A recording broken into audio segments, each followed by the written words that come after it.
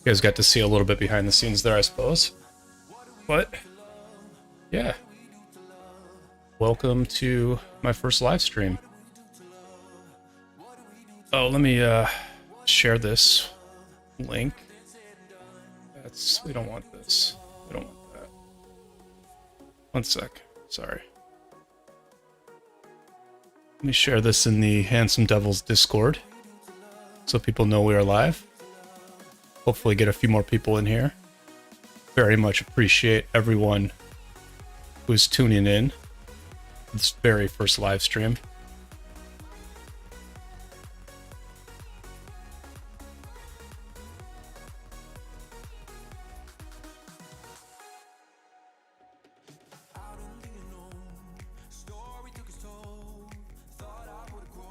Alright, so my plan for the stream today is to do basically two things, or three things. One is just say hi to everybody, hang out, answer any questions, chat about whatever anybody wants to chat about. I'm also going to try and triple chain barbs for the first time ever, because I'm going to put some gold heads into Heracles, and I've already got Theodora, so I have 3 AoE AoE commanders, like circle AoE commanders. We're gonna get some triple chaining done, see how that goes, and then we're probably gonna tune into the war that's going on between 1606 and Kingdom 2000. They've got a pretty good fight in Zone 6 of Strife of the 8, so we'll tune in on that. I'm gonna turn this music down just a little bit, I think. Let me know if the music sounds too loud, too soft. Let me know if my voice sounds good. But let's just jump right in here. I still need to put gold heads into Heracles. And I need to just make sure I don't use too many on him. So basically, I've got at least 50. I'll just do the first skill on him. I'm still deciding between maxing Flavius or Heracles, or you know, my next garrison commander. But I'm pretty sure I'm gonna do Flavius. I just haven't like made the final decision. We've got an arc match tomorrow, so I may end up waiting, or I may end up deciding tonight to max Flavius so I can use him in arc tomorrow. But I'm just one of those people who waits until the absolute last minute to use my gold heads, and I just like rethink it over and over again. I used to be super hasty about using gold heads. Like I built Saladin just on a whim on the spot. I built Takeda on a whim on the spot. But now I really take my time and make sure I'm doing the right thing. But we will at least max Heracles' first skill so we can do AoE with him. First skill is the AoE, right? Yep. Alright. And we'll get unlock the rest of his skills. And then we will be ready to triple chain. Thank you, Addy. Thank you. I hope you're not being sarcastic and that my voice is actually beautiful. I was messing with the audio quite a bit, and I think I got the audio to be okay. It's not like absolutely perfect, but I think it's decent. The main thing was just making sure that my audio doesn't pick up the fan in my computer, the clicking of my mouse, or the tapping of my keyboard. And I think I pretty much have that covered. So now it's just a matter of getting the voice to work right. Or not the voice, getting the audio to work right so my voice sounds right. Alright, where am I with this? Oh yeah, I gotta just... Yeah, so, I don't know. I'm glad I finally got this, this whole live stream thing going. It's definitely... I don't know, I think it's a much more doable thing than constantly editing videos and doing like really high quality videos. I think a balance of videos and live streams is going to be the way to not only grow the channel the most, but just also provide the most value for, you know, people in our kingdom, you know, because I think having a content creator in the kingdom that sort of shows, you know, shows the world what we're doing and gives people a place to hang out when cool stuff is happening, whether that's war, whether that's marauders, you know, maybe the occasional Ark of Osiris match.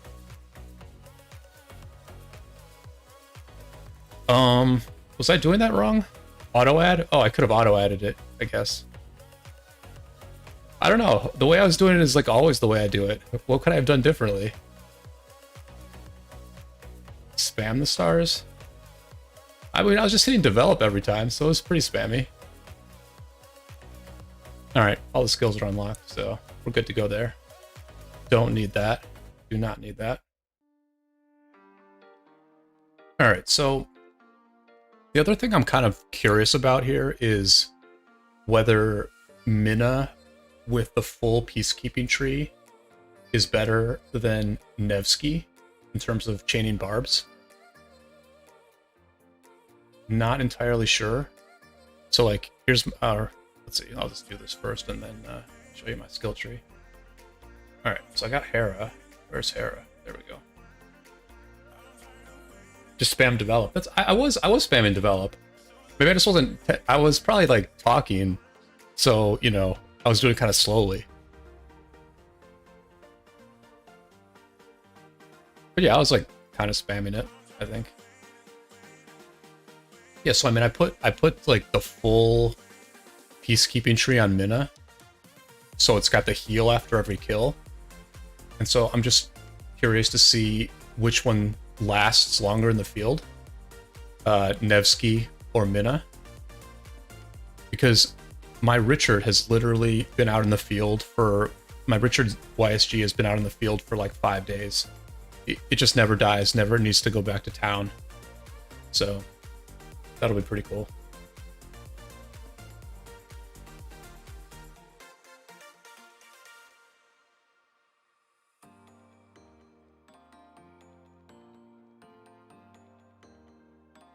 I guess if I want to be really, really hardcore, I could also get a gem farmer out here and try to gem farm also.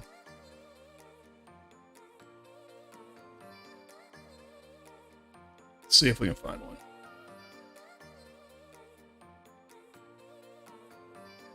The only thing I'm gonna have to get the hang of is that these cav marches kill the barbs way faster than my Richard does.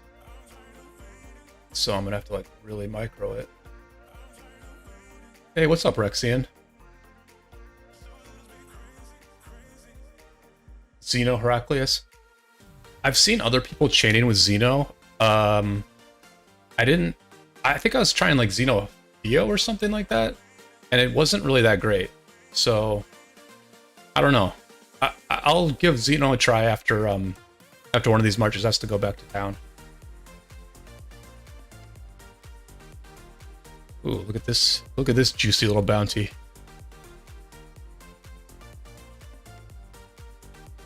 Yeah. And I'm not like the most pro barb chainer, right? I'm like a very conservative barb chainer. I pretty much, you know, just find like 2 barbs together and kill those 2 barbs and get, you know, double the value for my AP. Like right here, I'm not looking for like a long chain. I'm just looking for 2 chains or 2 barbs. There's a gem node. So yeah, we'll just see if I can keep this up. If you guys want to really distract me and make me screw up the barb chaining, just do a lot of chatting and make me have to respond to chat while I'm doing this, and I will definitely screw it up. What is this? Oh, this guy is over here. I think I need to find a fighting rune.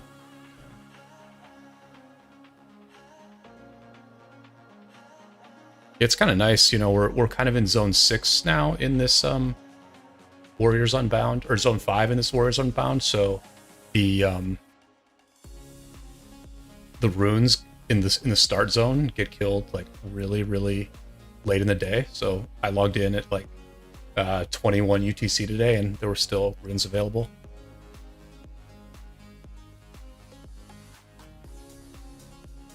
All right, so where are we here? Jerry, what's up? Thank you all for turning in. This is fantastic. Love it. Let me know how the audio sounds. Let me know if the music's too loud. Yeah.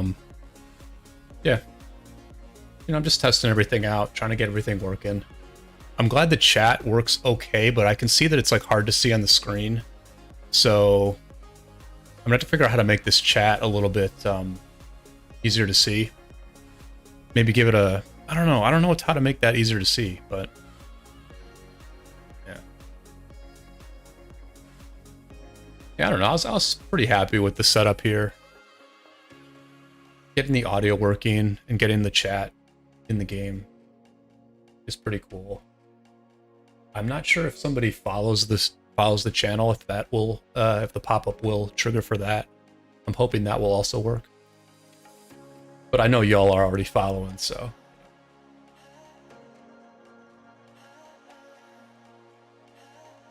I think I already screwed this chain up here, whatever.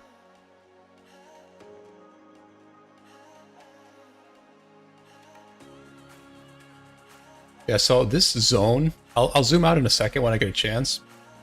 This zone 5 is like so huge. It's just one of the absolute biggest zones ever. And my Richard's just been wandering all around the zone for the last 5 days. It's pretty great.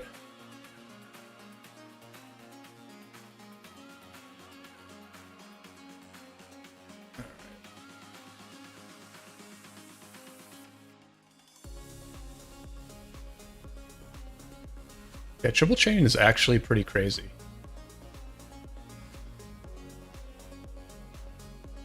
But that's part of what I'm really excited about these live streams for is, you know, I do heavy grind in this game. I pretty much grind it like a free-to-play. So if I can just stream when I'm doing some of this heavy grinding and make it easier to pass the time, and also, you know, help others pass the time while they're grinding, then I think that'll serve a very nice purpose. Because that's really, you know, a lot of the value I find from other ROK content creators is I'll just watch them when I'm grinding, you know, if I'm chaining barbs or when I'm doing marauders and stuff like that. You know, throw on a 12-inch stream or throw on a Chisel stream or whoever it may be, and hang out in the chat. And also, you know, play my own game while they're playing theirs. HDT, you're not late, man. We're just getting started. We're just getting started, dude.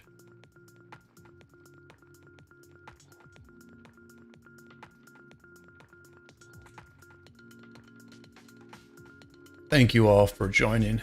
Really appreciate it. We are just out here triple chaining barbs. No big deal. Yeah, so I'll show you this zone real briefly, Rexian, since I know you're not in this KVK. Look at this zone. Look at the size of this zone 5. This thing is absolutely massive. And you can see that my Richard's walked all the way to the other side of it, because there's like nobody out here. Our allies, which is Kingdom 1077, the Fire Nation, they didn't populate this zone really. I think they have some alt alliances in here, but basically I think they're, for some reason, they're in this zone here. Actually, I never even noticed that they never cleared all the flags. That's interesting. Yeah, so I don't really know. I really have no idea why FCN didn't populate this zone, but you can see that we have.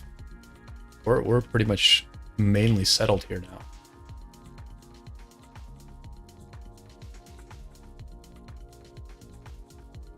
So it looks like the Nevsky is struggling more than the Minna. He might have hit some bigger patches of barbs, but Does seem like he's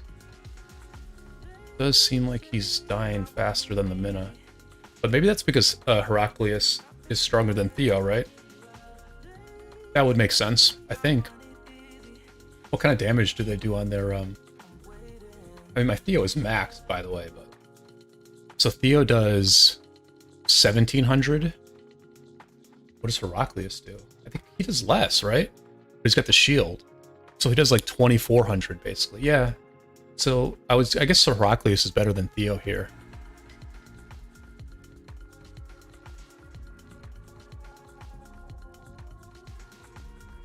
Yeah, I mean, I guess I can like pull this off. I have this almost set up, but like I need to figure out how to like view the chat in an easy way. It's the only issue. I guess I can just open up my own stream here. So, yeah. So mute it. All right. I think I burnt like 50, 60 AP today trying to get gems for egg. Wow. That's a lot. That's a lot. If you weren't chaining, man, I don't know. If you weren't chaining, I don't know. I didn't actually do the egg event. I just did 10, I think. Let me make sure I've done 10. Yeah, I just did 10. My thing is like, I don't need the blueprints right now, so I just feel like buying the purple material chests from the shop is more effective than doing the egg event where I'm getting, you know, like speed ups and resources and blueprints and like, you know, purple equipment chests and stuff. I just think if I all I need is materials, that I'm better off just buying from the VIP. But I'm not certain of that because, to be honest, I did a 5-spin the other day in the egg event and literally got like 8 purple chests. So that was a pretty good use of 2,400 gems. But I mean, with 2,400 gems in the VIP shop, you're getting 4 purple chests every time, and I just think that's got to be better. If you don't need the blueprints, which for some reason I do not need the blueprints. It'll probably haunt me, you know, 6 months from now when I've used all my blueprints and need to get more, but hey, there's an egg event all the time, so.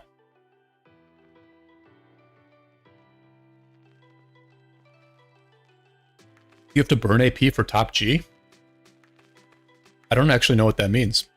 Does that mean you're helping him out? 500 A keep with bar from is too boring. Yeah, I mean, I hear you, man. Yeah, I don't know. I don't know what to say. I just have no life, so I use all my AP. I don't even have that much, to be honest. I've got like, you know, 70 to 80k AP. So even though I'm like going pretty darn hardcore in this KVK, doing a lot of barb farming, doing a lot of forts, I don't think I have any chance of making it to the top 20. Just because I'm just going to run out of AP, basically. All right, okay, here's like a slightly challenging chain that I should like figure out how to do. My issue is like, I'm going to kill both of these so fast that I guess I need to get over to that 43 like immediately. That is what I think needs to happen.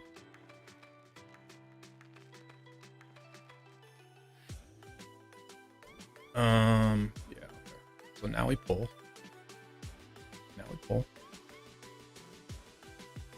This Nevsky's like already getting worked down. This Nevsky's already getting worked down.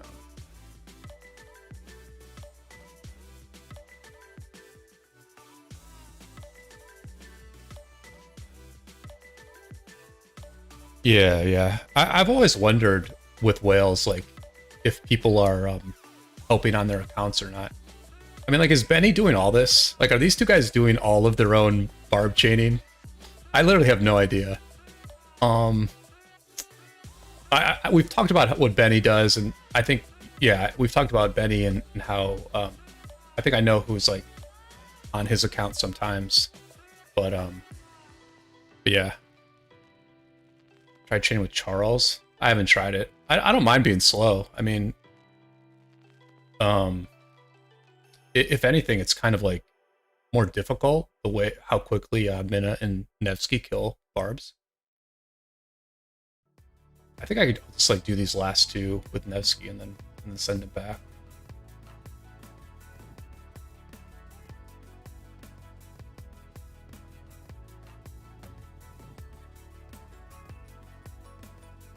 Oh yeah, sorry for your bad luck, HTT.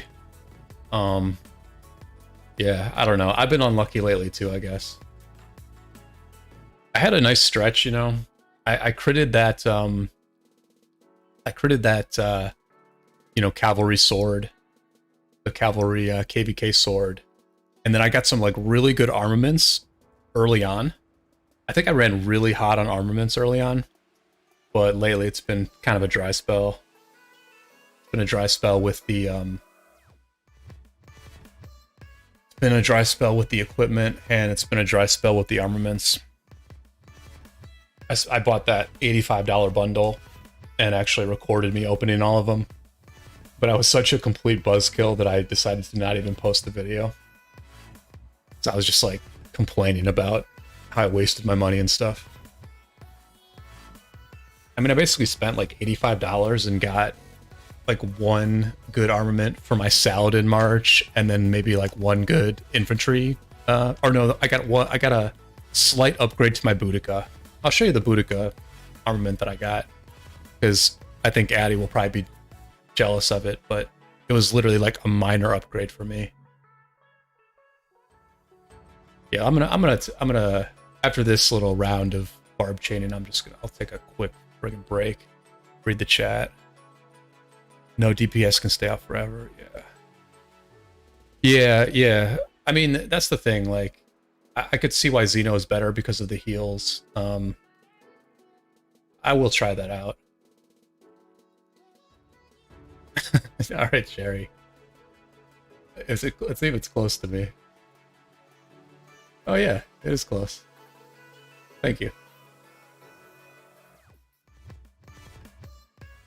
Let's see where that is in relation to my city. Okay. Oh, the friggin' Nevsky died? Son of a... Yeah, so anyway, I spent all that money on armaments. I got like one, you know, like... I'm not even using it. I'm not even using the armament on my Saladin anymore, because I'm doing line formation on the Saladin. Because I got this insane...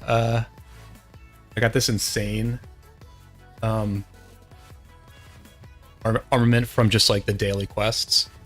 So you get like 10% back of all severely wounded units, which we figure is worth like 15 to 20% of stats, which is enough to do line on this march. But yeah, the best armament I got from all those bundles the other week was, which one is it? That one? It was this one. I got this one, which is like it was a slight upgrade from what I had before. It's like a really good armament, but the thing is, you know, I'm a infantry garrison and I'm a cavalry garrison, and so it's going to be so long before I actually put a inscription onto an archer march. So yeah, I don't know. It was just like a really rough $85 spent on armaments. But you know, that's how it goes. Line, no, yeah, but the thing about it is you can only get that armament in line formation. It's only line formation. It's like the special, you know, capstone. Oh, you know what? I got to do a couple bastion quests still. Remember these.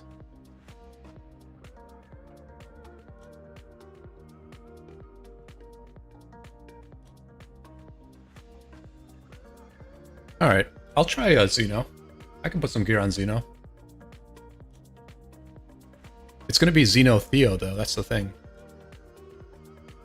It's not going to be Xeno Heraclius.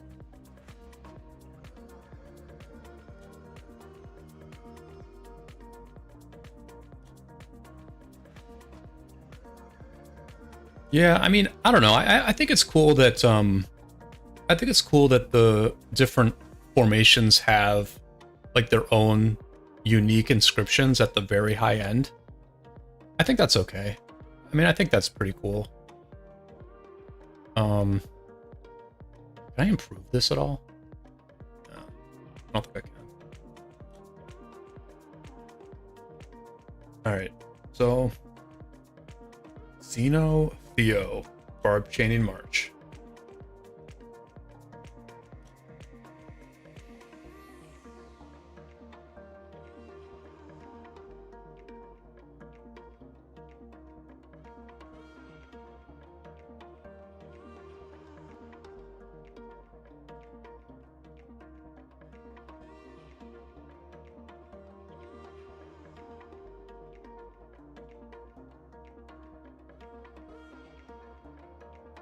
Yeah, Addie spent 20 hours the last 2 days planning.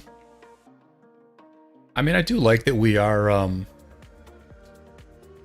I like that we are dividing the labor a bit here, right? We've got Addie doing some very serious planning for our global domination. We've got me doing content creation and, planning the Ark of Osiris match. We've got HDT doing heavy in-game grinding of not only his own account, but also of a buddy's account. And that division of labor is how it gets done, man. If you do not divide the labor up, then people burn out, especially during war. Especially during war is where division of labor is quite important. Because if you don't divide it up, then the people doing all the work get burnt out and things just kind of fall apart.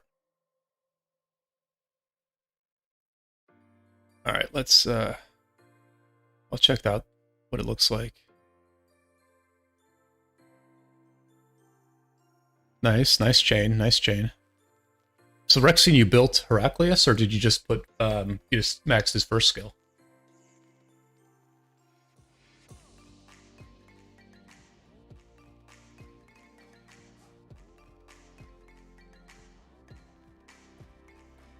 Yeah, I mean, the thing is, like, I don't know if it's the Xeno. Like, is it just the Heracles? Because, like, honestly, this Mina is doing quite well. This Mina Heracles is doing pretty darn well. It stayed out here for quite a while. But I guess I could see why the Xeno's better. I don't even know why it didn't work the first time, honestly. Maybe I forgot to put gear on it or something. Oh, you maxed it. Okay. Interesting. Oh, on your main. I'm assuming that's on your main that you maxed it.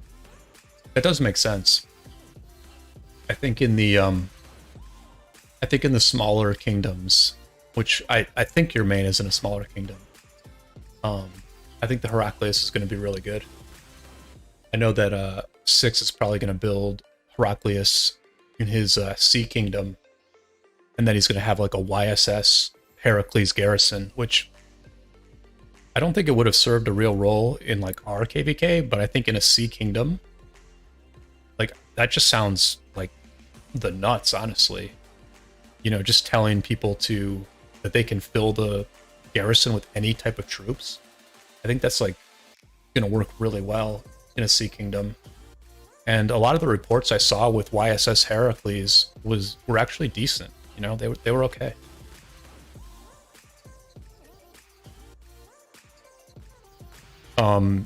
Rexine, do you have Flavius? Like, did you run Heracles instead of Flavius?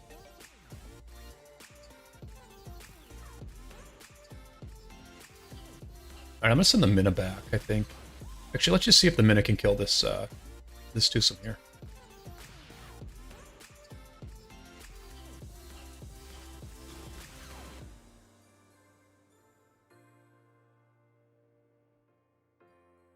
Yeah, it's crazy to me that you decided to run Xeno Heracles instead of Xeno Flavius. Like, that's really interesting. I might have to message you about that later, because that's basically the decision I have to make right now. is whether I'm going to build Flavius or Heracles to go with my Xeno. And my thought is just that Xeno Flavius seems to do a lot better in rallies, right? And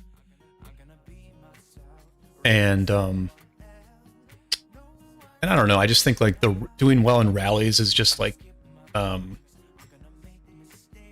it's more important than doing well against Swarm. And Xeno Flavius is good against Swarm also. So that's pretty interesting that you were running Heraclius over Flavius. I would not have expected that.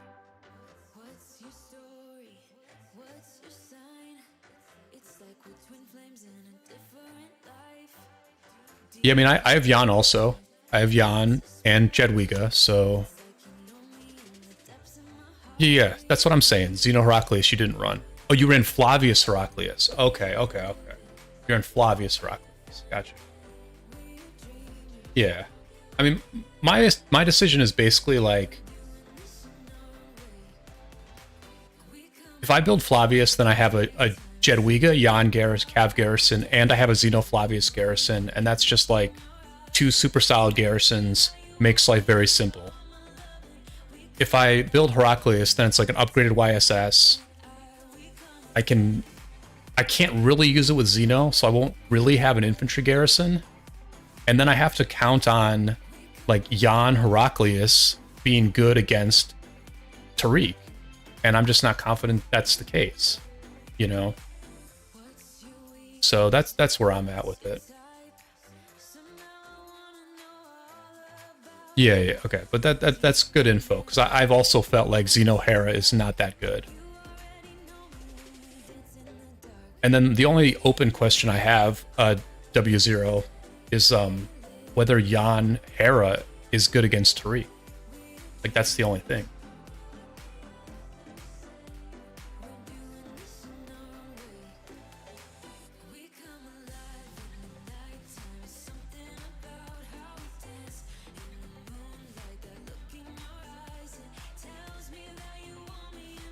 Yeah, like, see, like, Xeno lost a ton of health on just that, those 3 barbs she was fighting.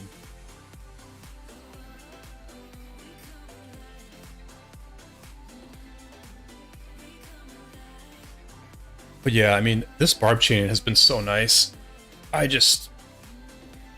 honestly, like, kind of blown away by how good the rewards are from killing barbs, doing forts. Like 2 weeks ago, I was a little nervous about how many speed ups I had, like whether I'd have enough for this whole KVK for healing, because I was pretty much done with training.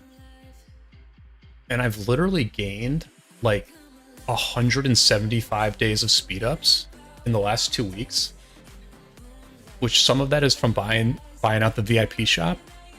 But I feel like I must have just gotten an absolute ton of universal speed ups and healing speed ups from doing barbs and barb forts. And then I also get a fair number of training speed ups, which allows me to do all the bastion quests with just training speed ups. You get 0 gems. Yeah, I don't know. I don't have that many things to spend gems on right now. Like, if you can see that I have a ton of gems, because I just don't have that much to spend them on. I buy the speed ups every week. And I buy, and I'm starting to buy the purple material chests every week. But none of the events are like that great for me, honestly. All the events are like a combination of getting blueprints and materials. You know, they're just not that great. I'm pretty much saving for an armament event. Like, that's what I really want.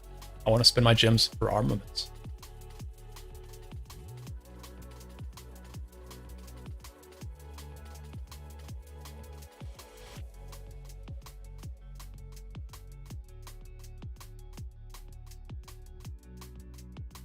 Where's this Xeno want to go? Alright, we can move the Mina Heraclius. Very beefy and impressive Mina Heraclius. The other thing about Mina, right, compared to Xeno is I am saving a little bit of AP. I'll go to Cherry's group here.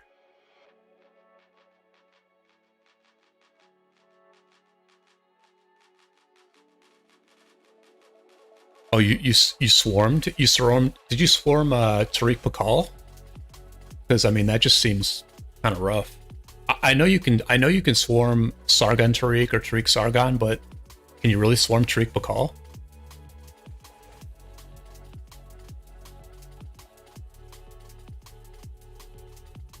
Yeah, you get so many speed ups from barbs. It's crazy.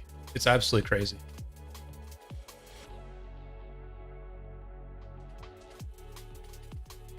So yeah, I mean, I don't know if like if it's fun for me to live stream and you know, I guess a decent number of viewers and I can just like interact with the chat.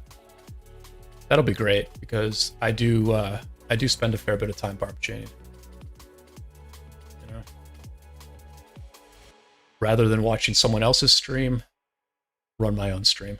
Kind of thing.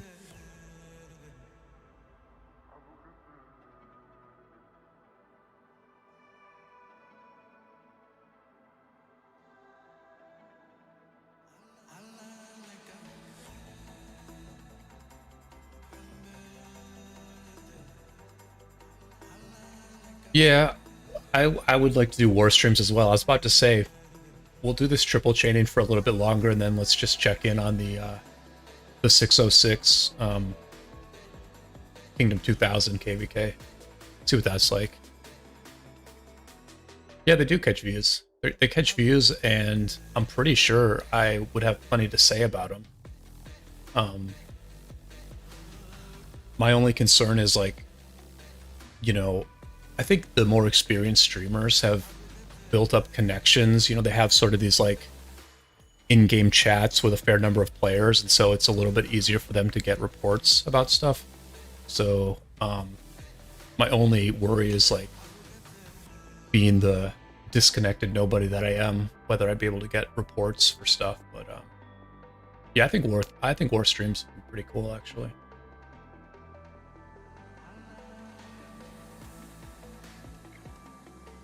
Yeah. Yeah, I mean, it is interesting. I mean, if Tariq Pakal is swarmable, I mean, that would mean that a fair number of I wonder what's more swarmable, Tariq Pakal or Henry Nebu.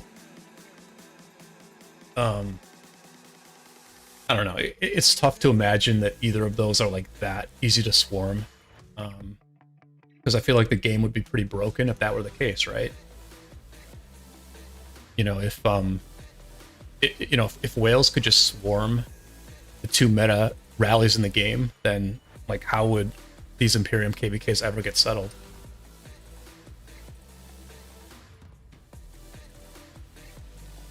I am the cavalry god of YouTube. You're seeing it right now. My Minamoto Heraclius shows that I am the cavalry god of YouTube.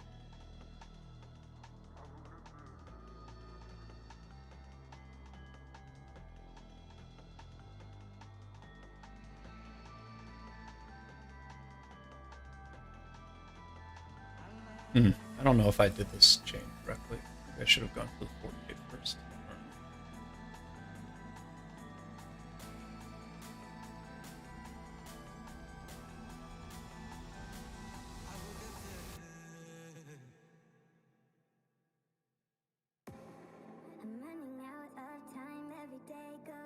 Yeah, you guys see like how boring of a barb chainer I am. I just like walk the two barbs near each other and just kill them. Like there's no long chain to get here. It's just so basic. And then maybe I can get like maybe I can do a good chain here. Let's see. I'll go for it. I always just worry about this 48 like getting pulled away, you know.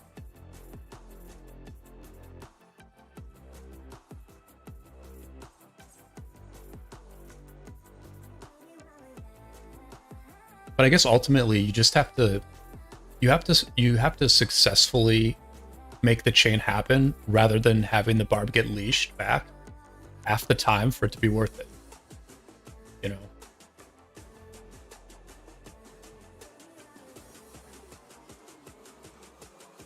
because you're losing that one barb versus the chance of getting a different barb.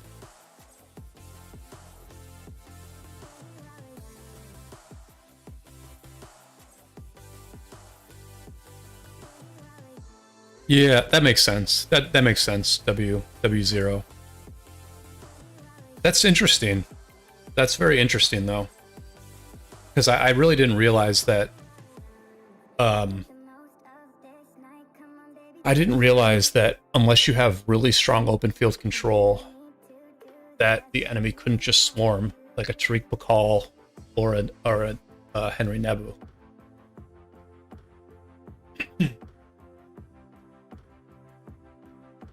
Yeah. Which all goes back to the fact that you need your rally leaders to join a different alliance when they're rallying, so that you don't get hit by AoE under the flag, because there's just so much stuff you have to do under the flag, right? You have to, you have to like kill the swarmers on your rally under the flag. Like, you can't be taking that AoE, which is like, that's really the main thing that that's one of the main things I'm a stickler for, and that's one of the main things that I hope N70S does better this KVK, is I hope they just have their rally lead join D so that we can fight underneath the flag, without any worries.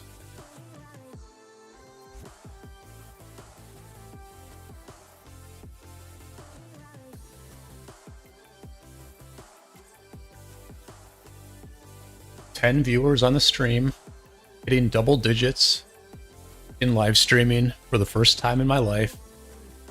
Very much appreciate it, everybody, for tuning in. Love the super active chat. I'm probably being spoiled on my first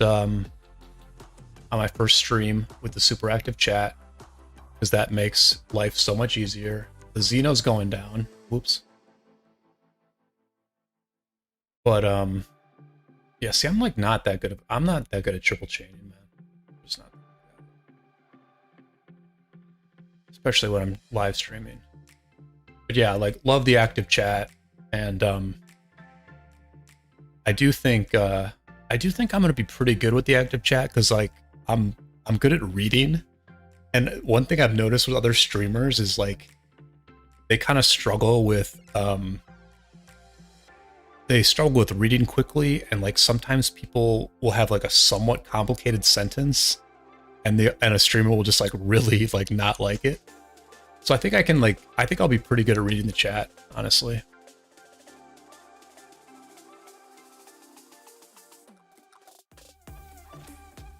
You demand HTT. You demand, bro. Super, super valuable addition to the alliance. He brought in so many good players. Love it, dude. Love it.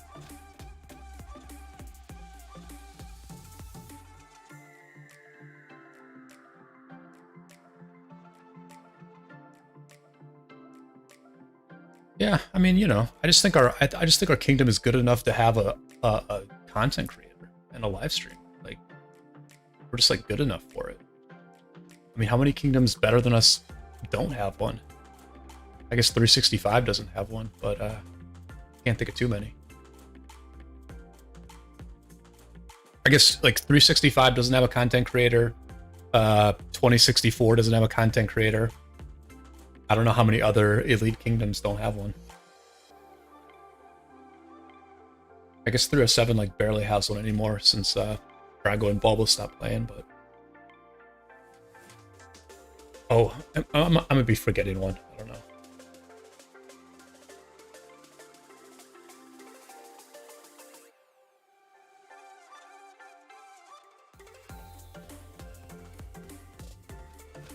Yeah, so let me just make sure I have everything done. I don't have everything done. Look at this. Look at how crazy I am at this game. But I just completely forget to do basic tasks, and it really hurts my account. I need to do Sunset. I need to do Lost Canyon.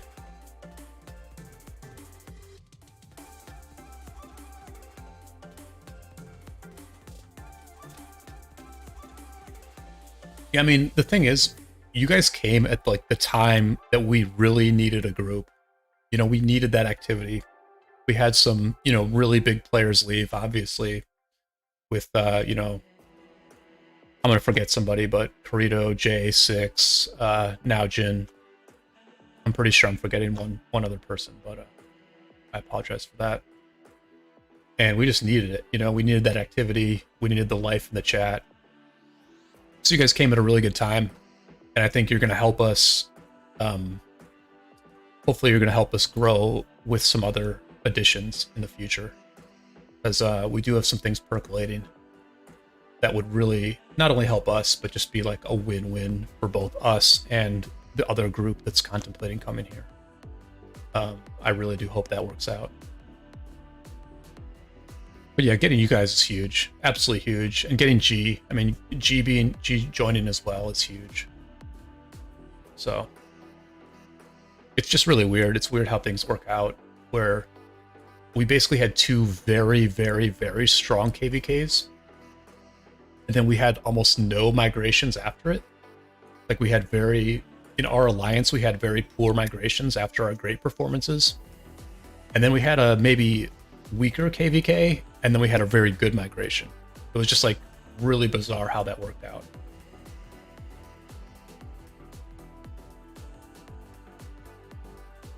I think the Nevsky is better. I think the Nevsky is better than the Xeno. That's my conclusion.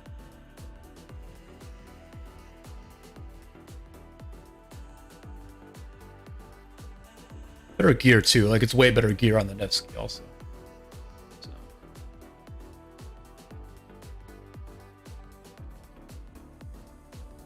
I didn't even see who I didn't even see who I was attacking. I beat everybody because my defense is weak.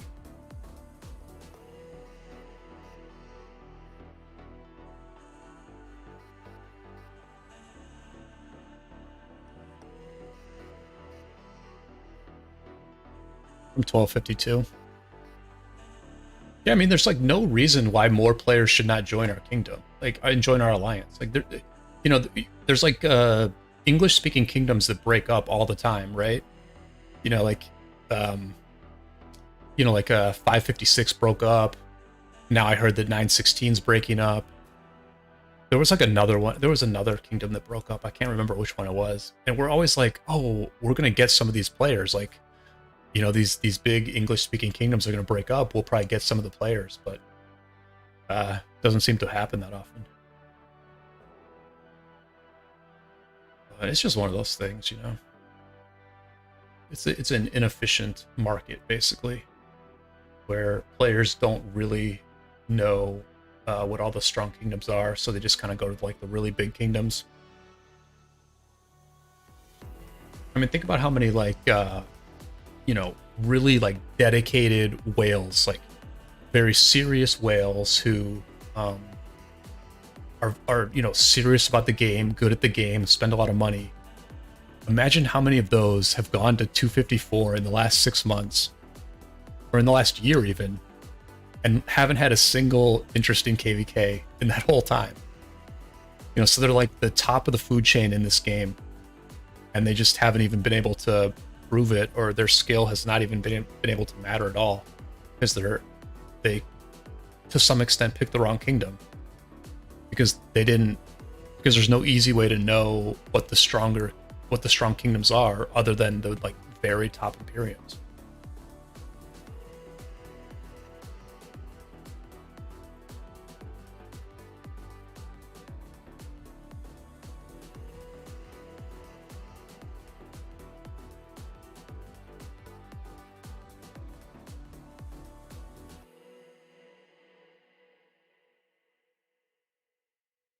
We start another bit. Am I so focused on triple chaining that I didn't even notice that a new gold pit had started? No, I don't even know. I just wasn't in it, I guess.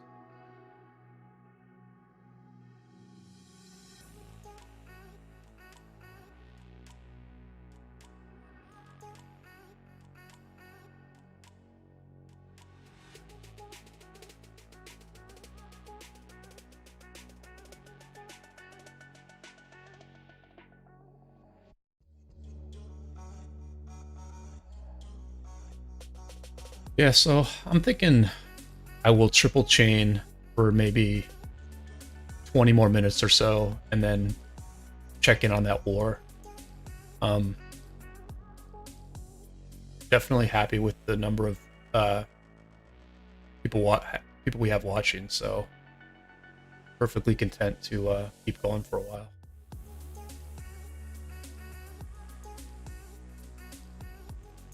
But I mean, this is just a chill stream. Oh, thank you, Foxes. Thank you very much. Let's see if you're a fighter or a farmer, Foxes. I hate to put you on the spot, but I'm gonna do it. No shame in the streaming game.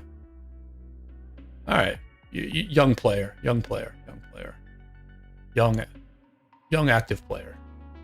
So yeah, thank you, dude. I really appreciate it. Best of luck in your growth in this game for sure.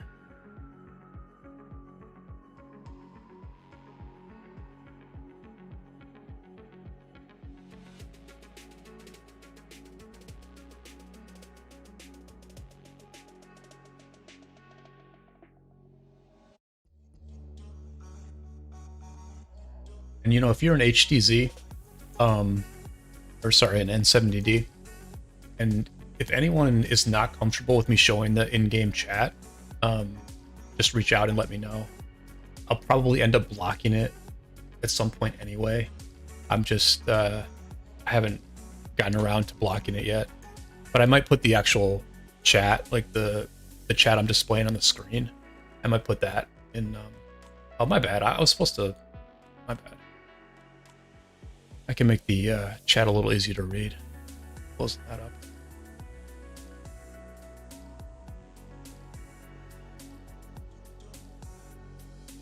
But yeah, I know some people don't like the in-game chat being shown, so we can definitely have a conversation about that. Anybody's not into it.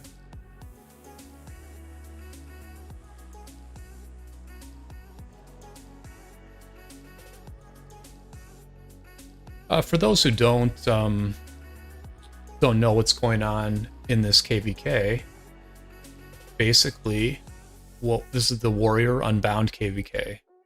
So it's 6 camps, and what we've done is we have allied with Kingdom 1077, Fire Nation, and we're going to take on the other 4 camps, which are smaller than us. They're not a lot smaller, but they are smaller, and they have less kill points. So it's basically like a 2 versus 4. And in the first zone, there was like not very much fighting. This kingdom up here let Fire Nation have their zone quite easily, and then the kingdom we were fighting, which is like a Thai kingdom, they let us have this zone easily as well. And then in a couple days, this next zone, which is also a huge zone, it's an absolutely massive zone. Zone 6 is also going to open, and I don't know if the enemy's going to fight us here or not. I think they're going to wait basically until these level 7 passes open, because the enemies will like take this zone 6, and then when these level 7 passes open, they'll be able to fight us 1 versus 2. So I think that's when the serious fighting is going to start. But I mean, this is like an absolutely huge zone. I'll go back to it in a second. I have more barbs to kill here. Yeah. Oh, I'm not gonna get it. Yeah.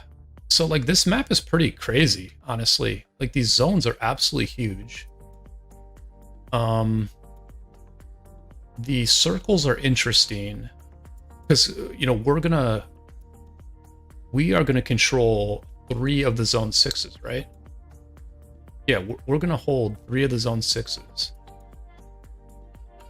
Or wait, there's 3 zone 6s? Yeah, so we're gonna control 2 of the 3. And these circles are like fairly significant. I mean, like obviously the healing speed circle is key. I believe there's 2 of these. I believe there's 2 of these healing speed circles. So the enemy, 2 of the enemy kingdoms will have a healing speed circle. The other 2 will not.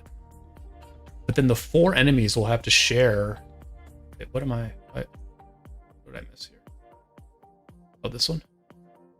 Yeah, so the enemies will not get the AP recovery and 10% counterattack damage circle. And, you know, so you do get a little bit of an actual buff advantage by taking over the majority of this map, which is different than a lot of the current KVK maps. Am I crazy, or is in Strife of the 8 are there just like no circles at all?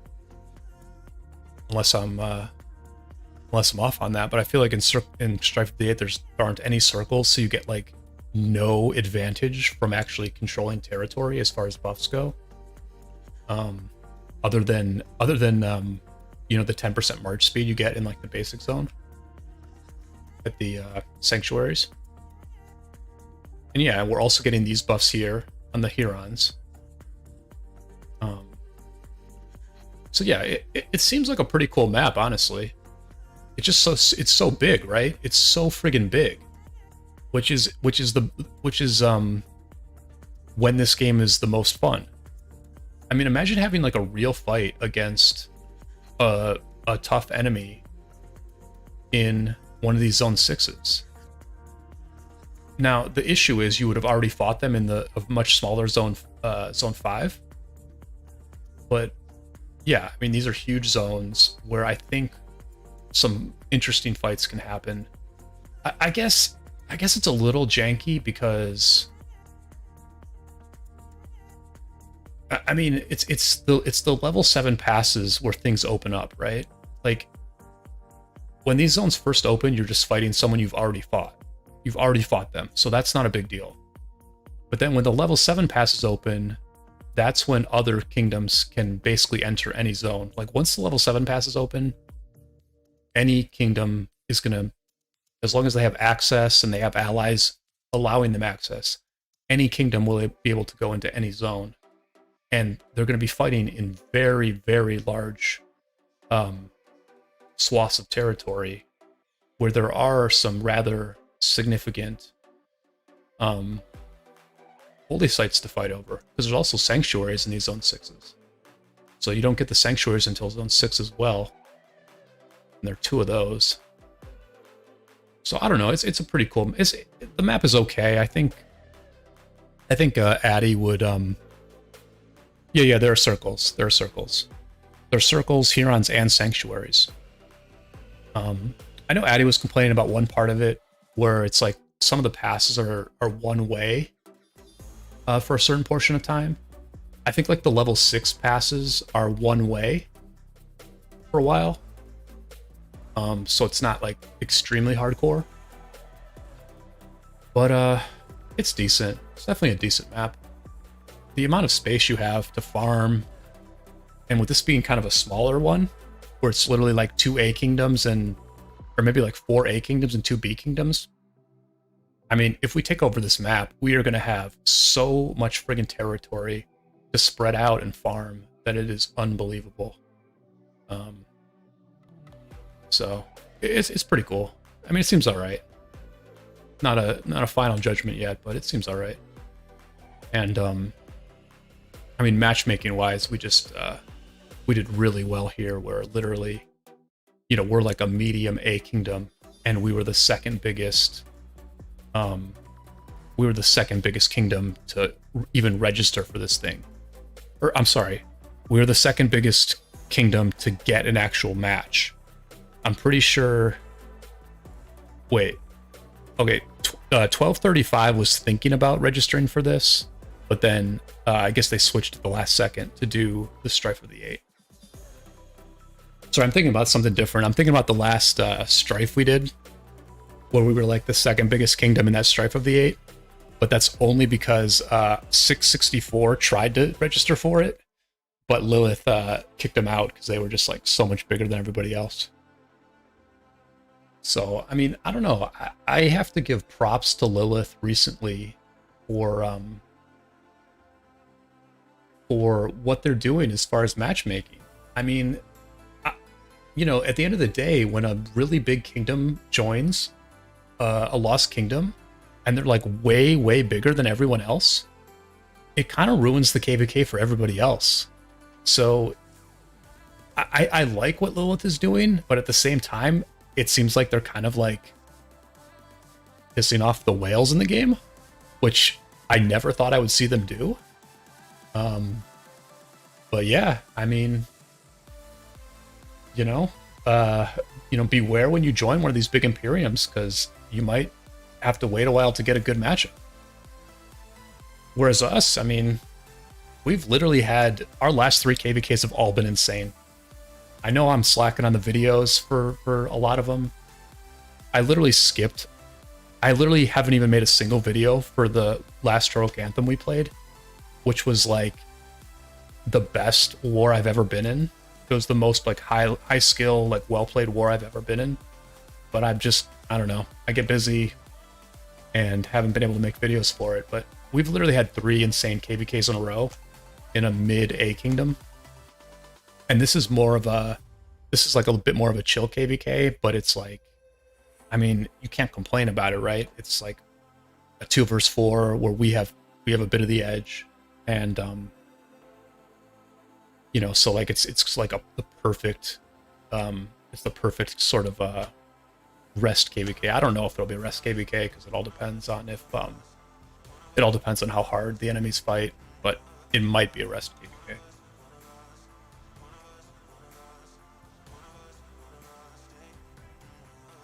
235. Well, they're in a tough KVK now. I don't know if the matchup is fair or not. We'll jump over there in a few minutes and look at how that one's going. From what I heard that I heard that the three kingdoms had the advantage over the 5, so I kind of heard that 235 is on the side that's favored to win. But I don't know, when people were making that assessment, I don't know if they were expecting 606 to beat 2000 straight up, which when I looked earlier, it looked like it was pretty fair, and that maybe 2000 was doing a little bit better. So, yeah, I've certainly heard that about 1235 as well. I don't really know. I know they beat us really. I know one of their small like farm alliances beat us in Arc about a month ago, so they were quite good at that.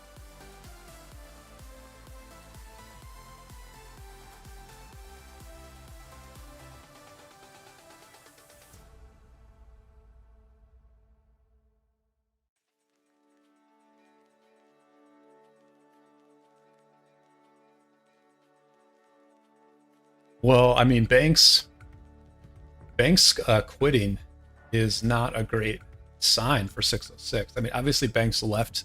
Banks, the legend, the legendary ROK player Banks, obviously did leave 770 to play in 606.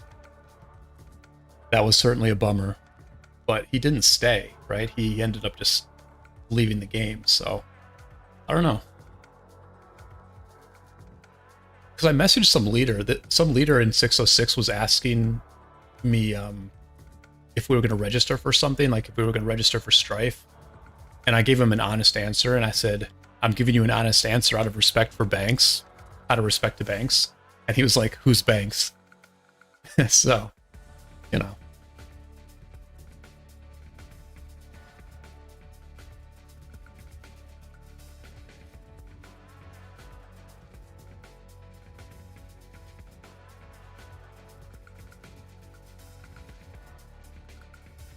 Yeah, the last SLC was crazy. It was crazy. I am gonna make more videos for that. Just need to get around to it. Just gotta get around to it. I basically just had some stuff happening with work, some sort of long-term projects with work that I was putting off.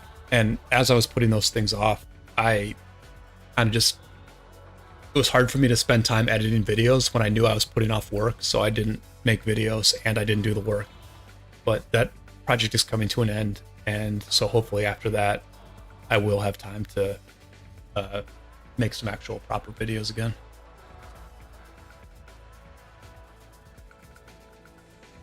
No, I just said Banks, I think. I might have said Banks the baller when he asked who Banks is.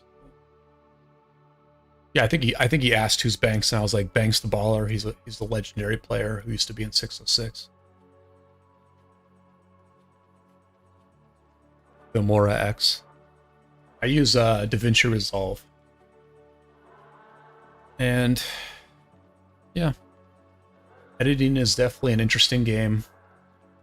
I'm getting better at it. Definitely getting better at it.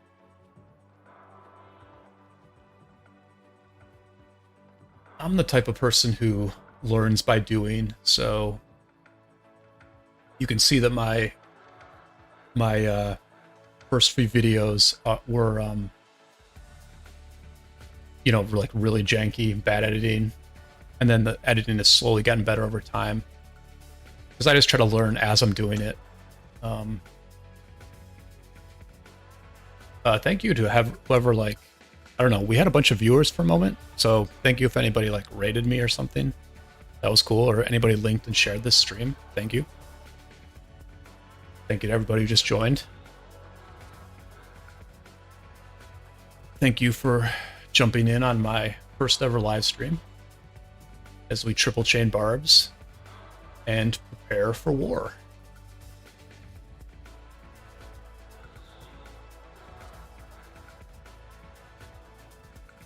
After Effects, are those video editing, they're just like standard video editing things like oh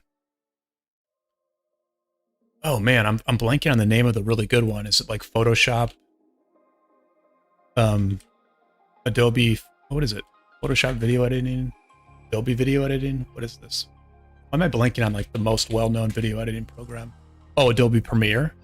Is the things you're listing HDT like Adobe Premiere Pro and DaVinci Resolve, or is it something different? Because I always thought it was between Adobe Premiere Pro and then DaVinci Resolve is maybe the more complicated and flexible program. The next big fight is the next big fight is probably going to be at the level 7 passes, which I think is let's take a look when that is. Oops.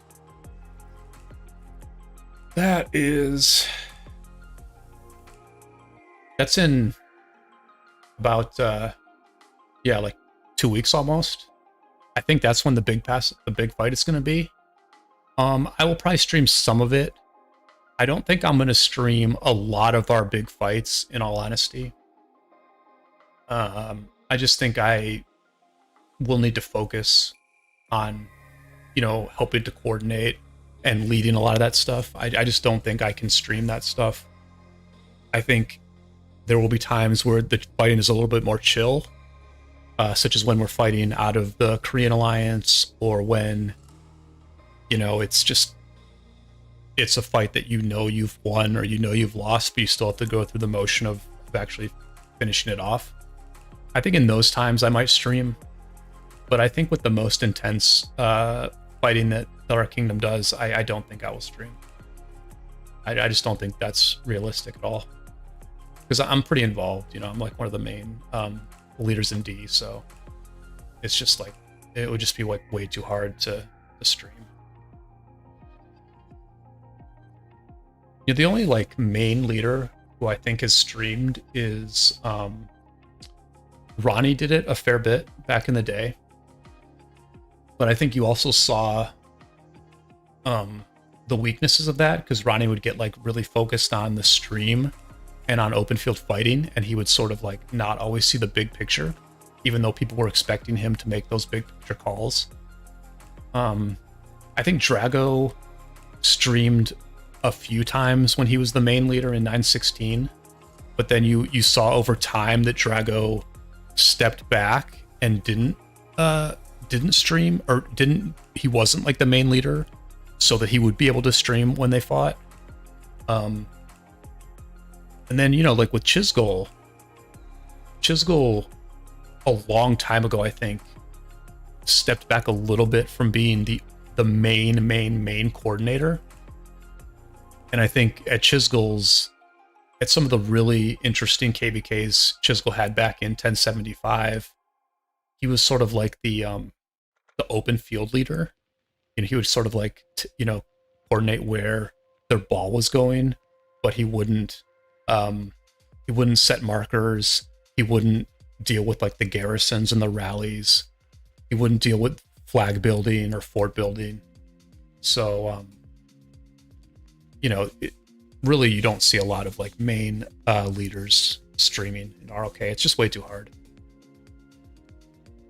I'll be right back. I gotta get some more water.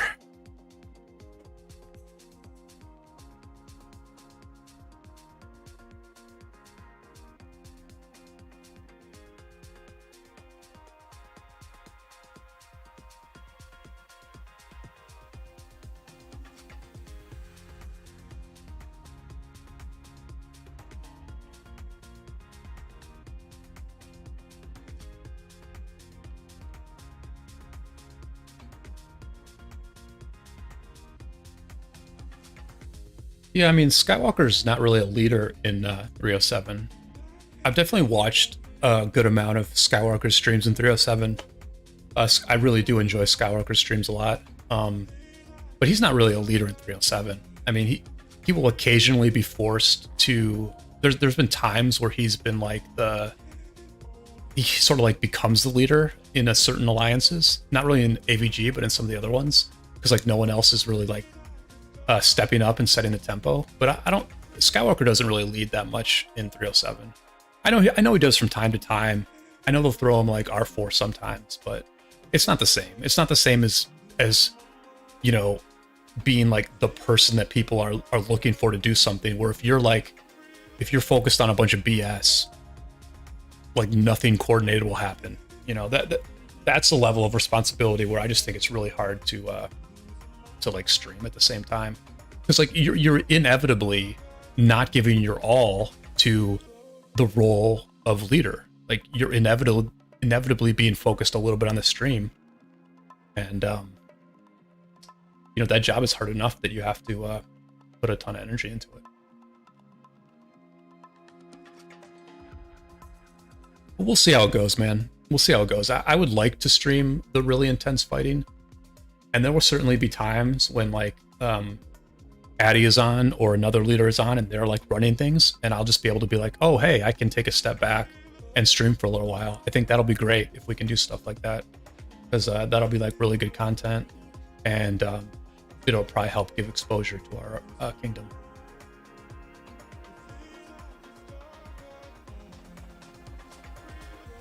It's like if you think about Skywalker, right? He doesn't really stream that much in 916. He streams a lot more in 307 than he does in 916.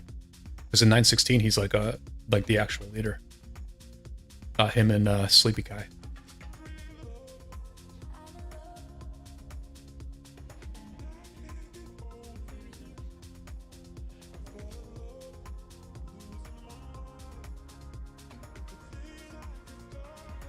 Yeah, HDT. I can see that happening in the future, my man.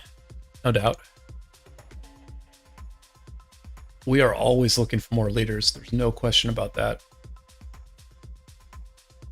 I would like to think that there's always the opportunity to step up for people, especially when you consider how long the wars we have are. I mean, you do see people stepping up, right? Like the wars go so long that like there are just times where there's a vacuum in leadership. The people you expect to be online are not online, and other people step up. We've seen that happen a lot. In the first SOC we did, Idun had to step up a ton of times to make really big decisions. Eli and Duke had to step up a bunch of times to make big decisions. And then ideally, once people do that once or twice, they just get the confidence to do it more often. All right, so the field marches I'm going with are going to be, well, I actually haven't decided, honestly. I have not decided. What I'm thinking is, what can I do here? All right. The ones I know I'm going to do, I'm going to do Guan Scipio, right? I'm going to do Guan Scipio. My Guan has very nice armaments. I'm going to do Boudica YSG. So I've got one infantry march and one, my Boudica armaments are also insane, by the way. Look at that. Look at all those stats, man. Look at all those friggin' stats on the Boudica. Beautiful. Beautiful. So I got the infantry march and I have the archer march. But I haven't decided what I'm going to do with my cavalry. That's the weird thing. Because I've got Nevsky. I've got, all right. I've got Nevsky. I've got Joan. So I could do Nevsky Joan. I've got XY. I've got Minamoto. So I could do XY Minamoto. And I've also got William. And Saladin. So I could do Saladin William, XY Mina, and Nevsky Joan. Now, the thing is, Eli was saying today that what he's going to do is he's going to do Nevsky William. He's going to do XY Mehmed, and then he's going to do Joan William. So he's going to put the Saladin on the bench, which Saladin has been benched for me. I also have Attila Takeda, by the way. But with the upgrade to Mina, I feel like Mina can definitely be in the lineup. And I just have to decide if I want to go my route or if I want to go Eli's route. My Mehmed is not maxed. My Mehmed is not maxed, so I'm not getting, you know, the full Mehmed action. But I have to decide between, you know, those two options. Nevsky Joan, XY Mina, Saladin William, or Nevsky William, XY Mehmed, and Joan William. So, I don't know. I don't know which one is better, honestly. Obviously, you're getting a bit more damage with Mehmed than you are with Saladin. But the XY Mehmed is less tanky, right? The XY Mehmed is less tanky than the XY Mina.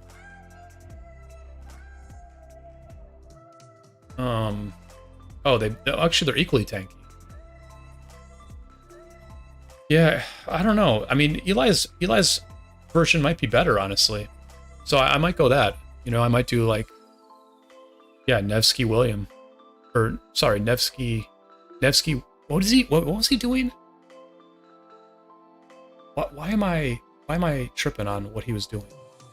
1 second. Let me look. Let me take a look. Oh, he's doing Joan Mina. I'm sorry. Eli's plan is Nevsky William, XY Mehmed, and Joan Mina. So he's basically just he's using Mehmed instead of Saladin. I can see that. But I'm just like, I don't know. I just think like Saladin William is such a good march. You know? You get the rage gain of the support tree. And you get to hide William behind a tanky march. I mean, I don't know. I don't know which one's better. I'm a little more aggro than Eli is, so you know, the extra tankiness of Mehmed might be better for me.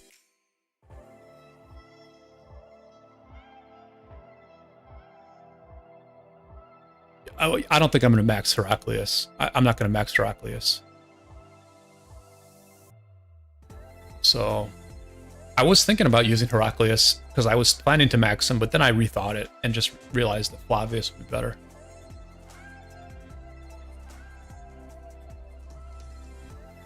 All right. I'm losing a little steam on the triple chaining, so maybe we'll go watch this fight here. After we do this one here. I do have a few armaments to open. Not many, but I've got like 6 purples and 1 legendary that I'll open later.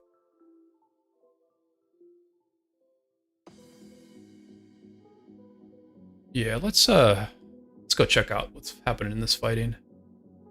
I mean, Pink linked to like an alt flag, so that's interesting. Yeah, so for those who don't know, this is a 3 versus 4 Strife of the 8. This is I think some of the first major fighting. Maybe some other fighting went on. If you guys know, let me know. I don't know if any fighting happened in the first zone. But this is zone 6.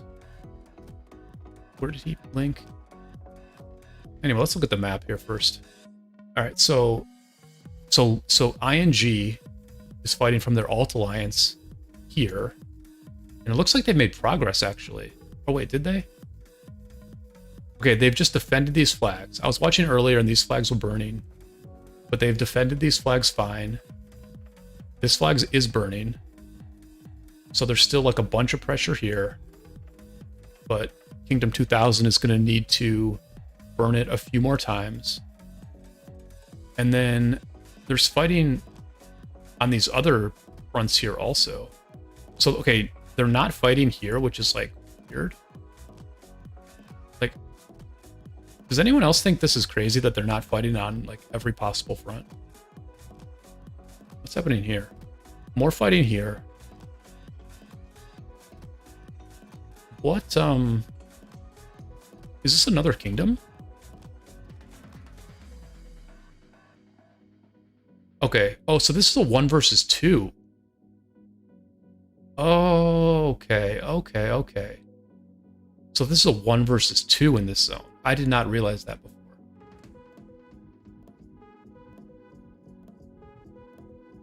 But then there's also fighting here. And this is sort of a stalemate. Not really. Oh, no, it's not a stalemate. So 606 is winning here.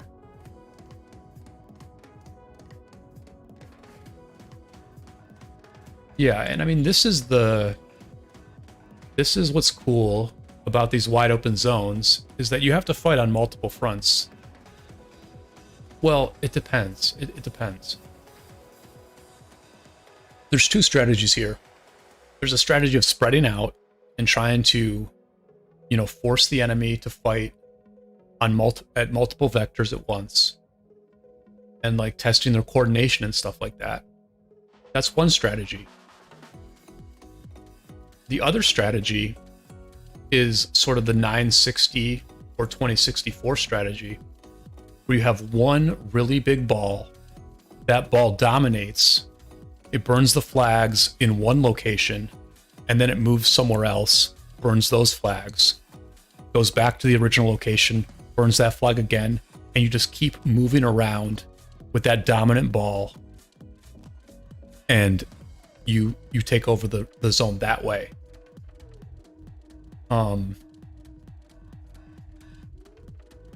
You know, and there are schools of thought with both of those things. I think the 960 strategy is the better one if you can pull it off, because it just like can't be beaten, basically. Whereas with the way this one's being played, I just feel like the defense has like an inherent advantage, because you know, like, it's just harder to burn a flag than it is to defend one. And if it's a relatively fair fight between the offense and the defense, then the defense should be able to get very good trades.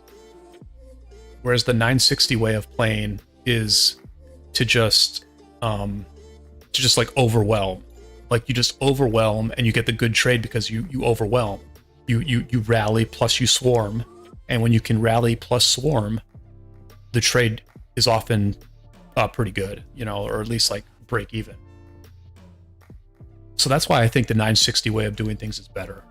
But this is like the kind of, in a way, it's the more easy thing to pull off, because like both alliances in these kingdoms can like do their own thing. You don't have to like work together quite as much. So this is like, man, they're just going through like, oh no, this is their own territory. Okay. Yes, they're going pretty deep here. So yeah, I mean 606 is doing all right. 1 versus 2, I guess.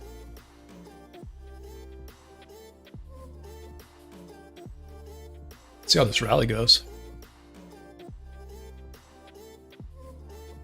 When we did Strife for the first time. Yeah, we didn't have enemies this tough though. When we did Strife for the first time. But you're right, we did have a zone like this where we were 1 versus 2.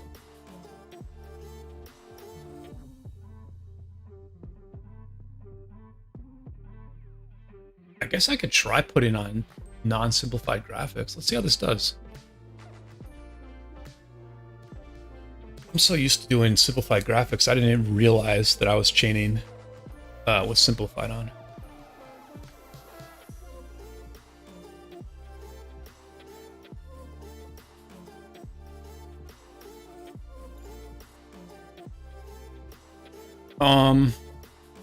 Well, the thing is, W0, as far as me swarming with archers, is that my secondary is YSG.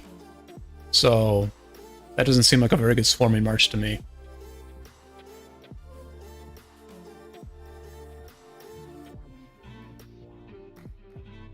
I wonder like how much weaker of a swarming march Nevsky William is compared to Nevsky Joan. I feel like they would be about the same, honestly. But like Nevsky Joan swarms have just been ripping whenever I watch them.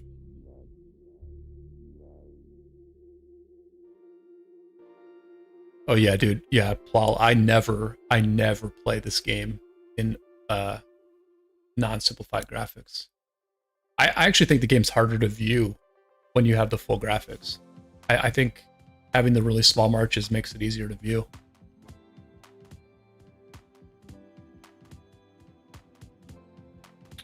But I guess I need to turn up the graphics a little bit because like I can't tell what the secondary garrison is here, right? So we're not seeing the animations.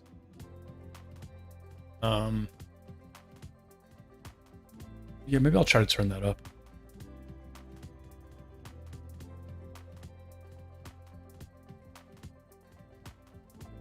I mean, call me crazy, but like some of these marches are getting pretty low, no?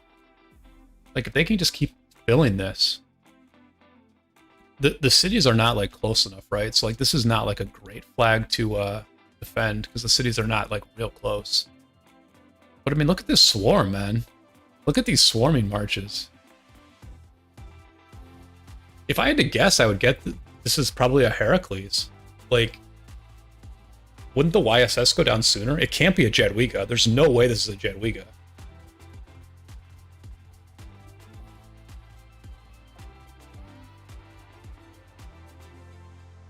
Full March View and King Skill, yeah. I know, that King Skill is crazy these days. Let me see if I can turn the graphics up a little bit. Sorry, I'm not prepared for all this. I don't know if that's gonna Alright, well, here's what we can do. We can I'm just gonna switch to my alt account real quick to see if I can refresh these graphics. And I'm actually going to buy the $5 armament bundle on my main.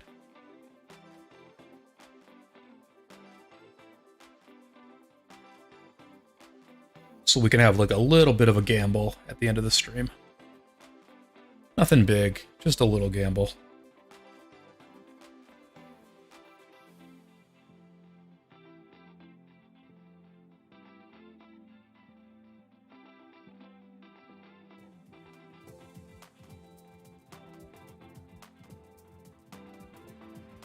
Graphics medium show skills. All right, cool.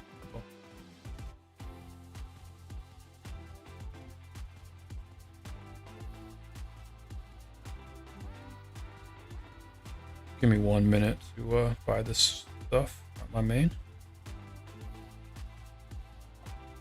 Guess I can send some gatherers out here.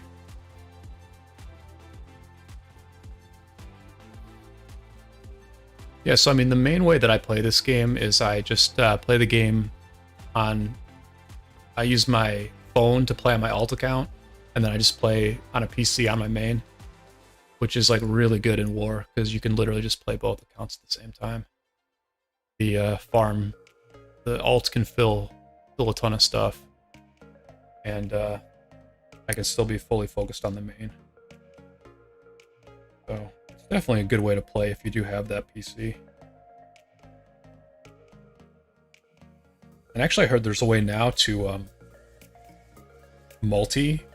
You can play like multi clients at once on a PC, which is wild. So there's definitely going to be people who are like using 2 monitors on a PC and like straight up open fielding with like 2 murder balls at once. That's definitely in the future of this game. I don't know if I'm that guy, but I wouldn't say I'm definitely not that guy. I might be that guy, pal. You're not that guy, pal, but I might be that guy.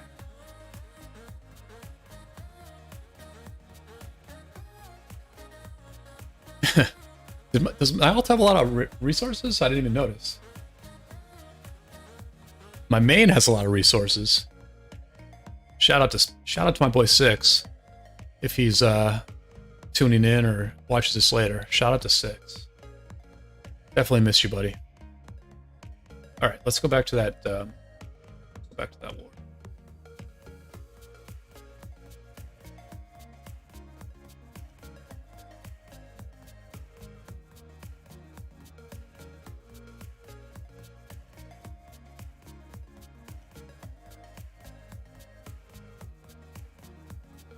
Oh yeah, we are getting the skills now. Awesome. So let's go back to this like main fight here. I feel like this is like super interesting. Yeah, I mean, like in a situation like this, and this is what I was looking at earlier, what I was seeing was that like the open field was pretty even. You know, 2000 would sometimes push into ING's territory, but at other times, ING would be able to hold the line. And so, like in a situation like this, like that flag is defended, right? There's like no way that a rally on this flag would work at this exact moment in time. So I'm sure they will extinguish this soon. And yeah, I mean, this is an interesting fight at this point, I would say. I would say that 606, it feels like 606 has a bit of an advantage right now just because they are burning along the right side. But I guess they must be burning these flags too, right? Yes, this flag's going. Yeah, I mean, I think it would be a pretty big setback if these guys couldn't win this zone. Do they need this zone? So this is 2K, so 2K can get into here. So, but this kingdom here, the Glow Kingdom,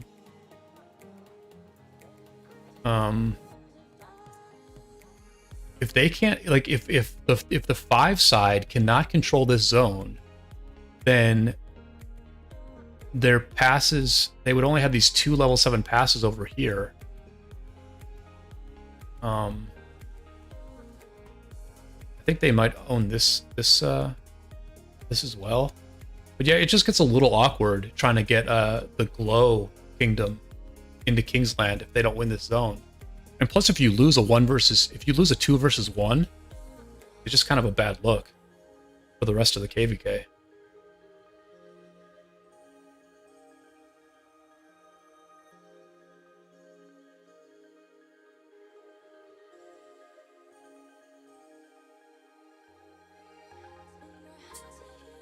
Yeah, but this is like a cool KVK.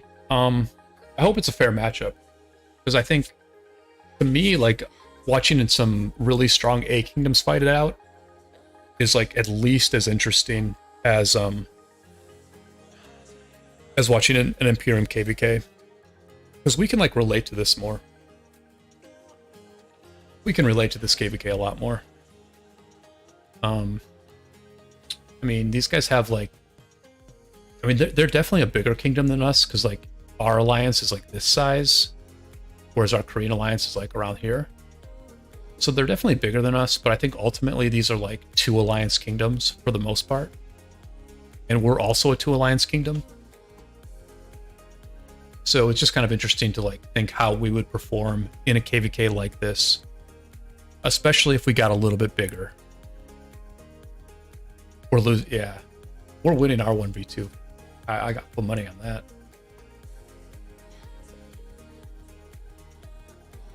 Because we have the passes, you know? We're not fighting a 1v2 in a wide open zone. Oh, Plow, you're in one of our, what kingdom are you in, PL?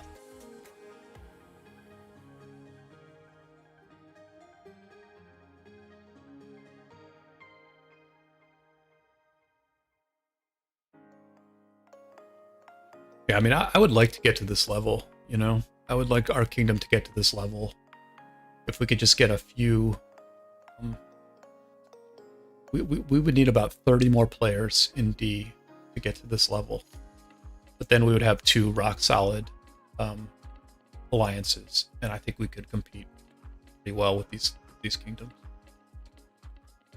Which would be a nice level to get to, honestly.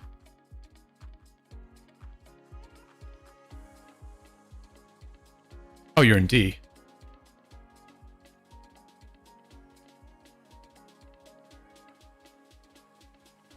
What's your name in game?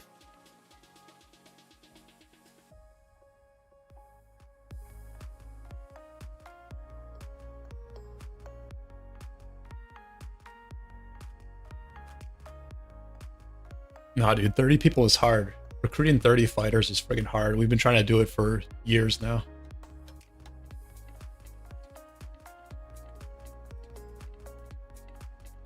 Yeah, seems like 606 is kind of overwhelming at this point.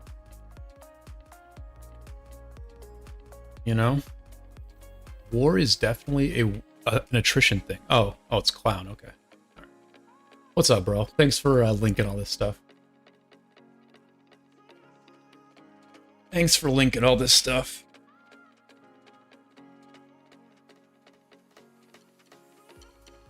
But yeah, I mean, it's like a war. It's like you have that first burst, but then it becomes a war of attrition.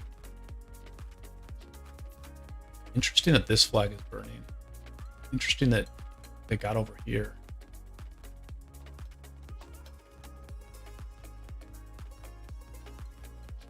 It also kind of looks like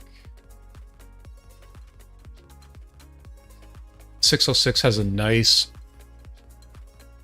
They're using the water line pretty well, where they don't have to defend some of this stuff because it's just the water line. Are there any rallies happening right now? That's healing. This is such a weird fight with all this water, like, right at the line.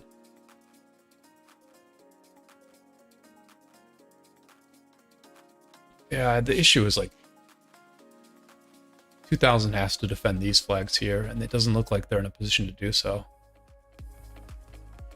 They're just getting walked. We're getting walked through all along this right side. That's... Yeah, so 606 is fighting from 3 alliances, which is good.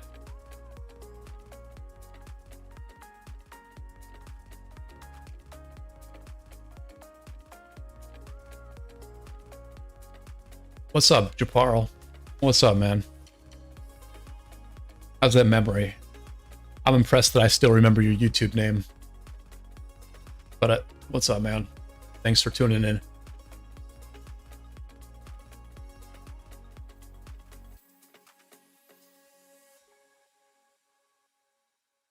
Yeah, we'll probably go for another 20 minutes or so. Do a 2-hour stream. That seems pretty good to me.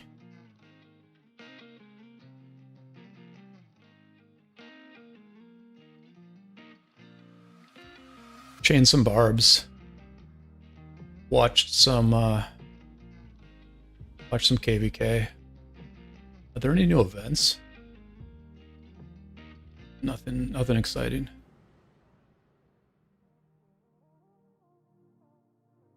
Still need to do COO, but I'll do that off stream because I do not want you guys to see how low ranked I am.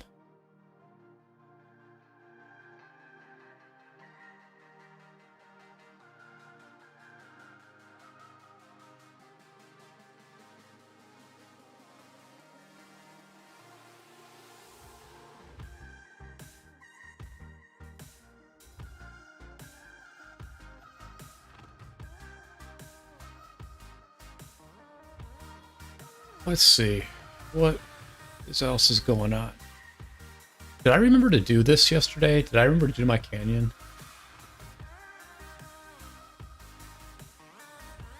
Did I remember to do canyon?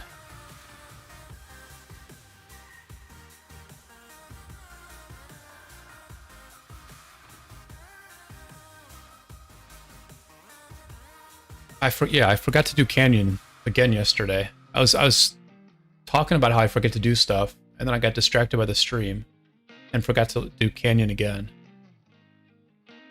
So I'm a little bit behind on the weekly thingamabob there. It's all right though.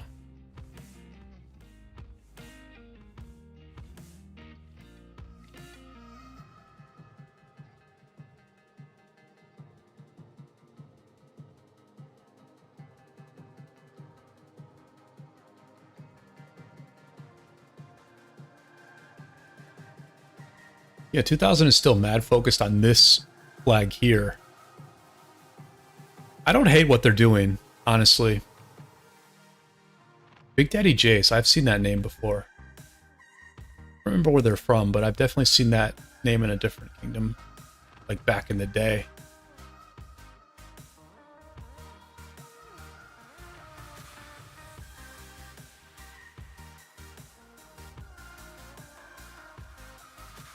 Yeah, I mean, I like what 2000's doing in the sense that they clearly have like limited resources where they can't defend all their flags, but I'm fine with them focusing all their effort on this one flag and maybe losing a few other flags along the way.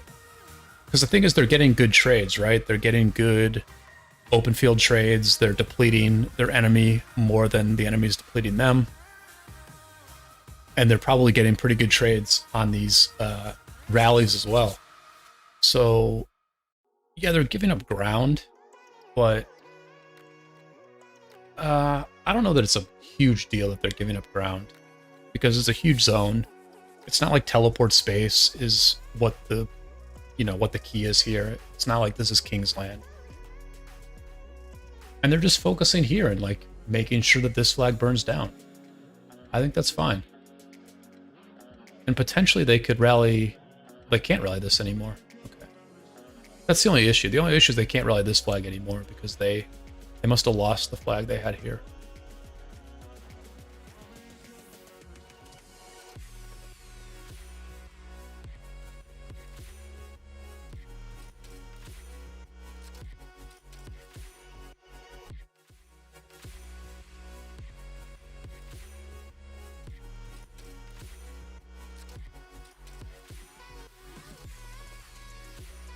And you just never know. You never know what time zone this kingdom over here is from.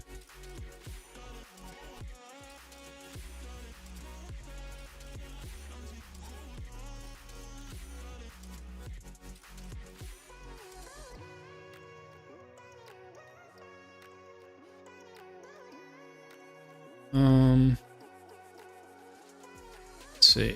What kingdom is this? 2170? This looks like, just by the names, this looks like maybe an Asian kingdom of some type.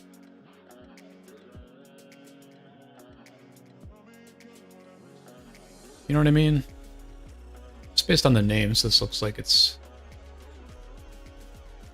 I don't know, Eastern European or Asian. So their time zone might not be good here.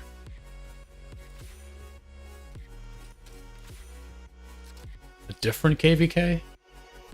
A different KVK? A Kingsland KVK? What is going on here? What is this? Is this a fight? Is this a legit fight? Oh, it's a heroic anthem.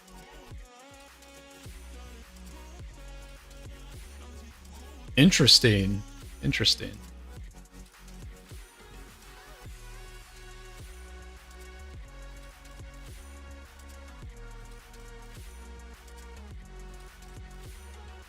The XY Nevsky getting a clean shot at a flag. That's always a beautiful thing.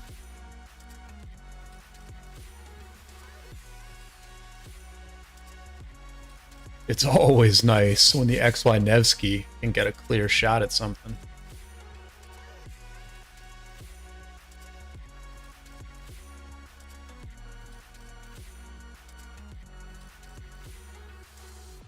Cutie Pie Jedwiga goes down.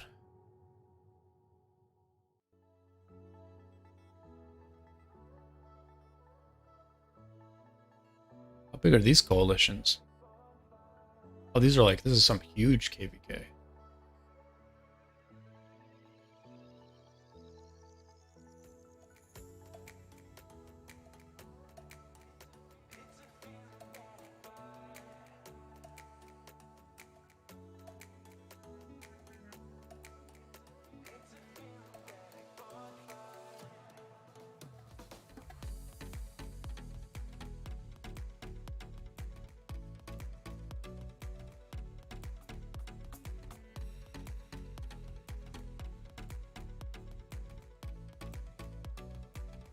Yeah, I mean, I like Heroic Anthem. I know most people are like burnt out by it and stuff, but I still like Heroic Anthem.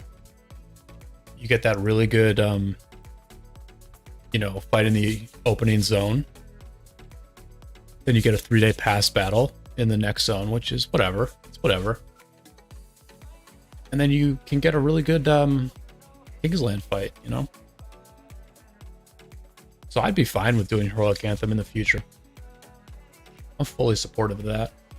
But I could certainly understand that other people like the, you know, being in the really like hardcore Strife of the Eights as well.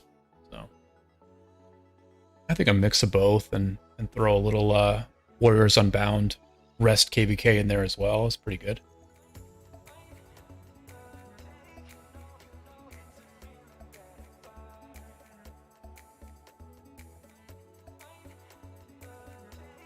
Is the tech in Heroic Anthem different? What do you mean that it's camp-based?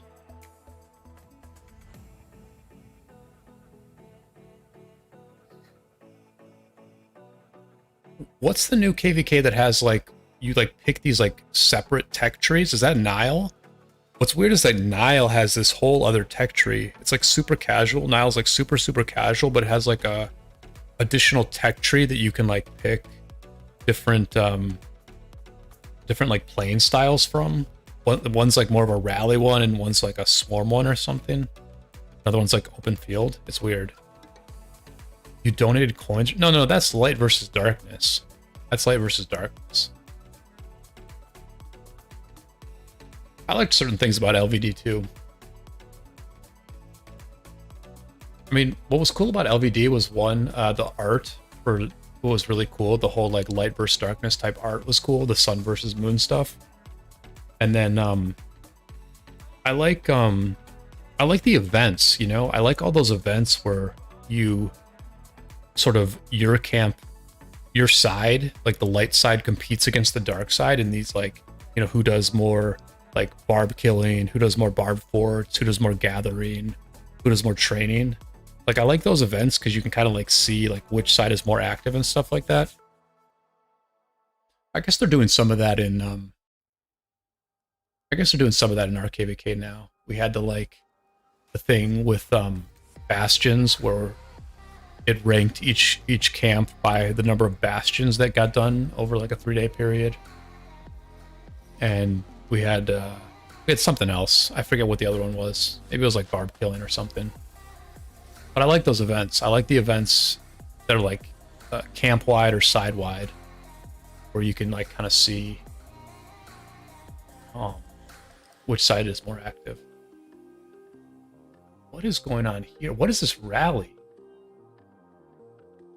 Attila Nevsky?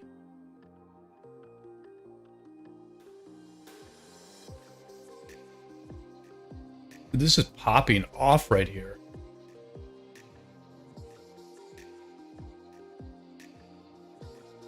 Solid defense. Good thing they defended that flag, because they're getting burned here. They killed this flag. It's a pretty good fight here, actually. Pretty good friggin' fight. Wonder if anybody knows who's allied. I mean, obviously pink is fighting orange. I guess we can figure this out pretty quick, huh? Looks like red is allied with pink. So, like, north versus south.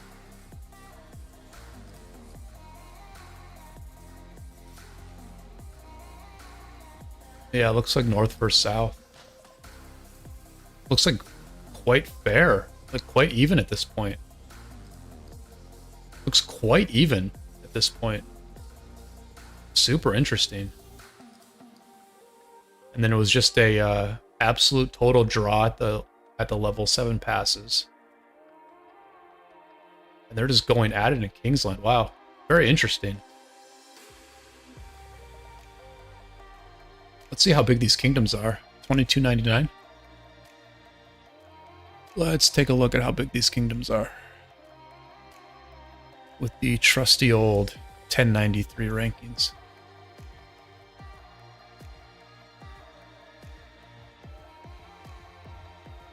Alright, so 22.99 is a B kingdom. But then, who are they at? Like, who's in their coalition? These all different kingdoms? Oh, dude, this is the thing where, like, you can join alliances from other kingdoms. Oh, that's crazy, dude. So what's 1948? Yes, these are like B kingdoms. Yeah, see, this is what I'm saying about Heroic Anthem, man. They've like added a little bit to it, where now you can like join the alliances of kingdoms in your of other kingdoms in your camp, and I'm pretty sure that players can migrate to your kingdom during the KVK if they're in your camp. So it's kind of like a recruitment vehicle in a way. It's like a recruitment vehicle where you can recruit like good players if they realize that your kingdom is strong as hell.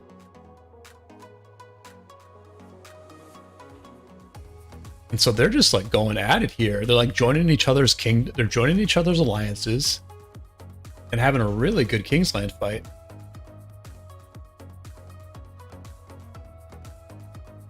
I mean, you could tell it's like B kingdoms because the XY Nevsky rallies are out and about.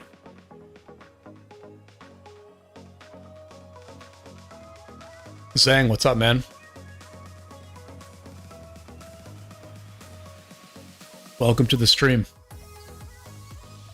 We're just watching a little Heroic Anthem Kingsland action. It's like a B Kingdom KVK, but it looks like a really good Kingsland fight.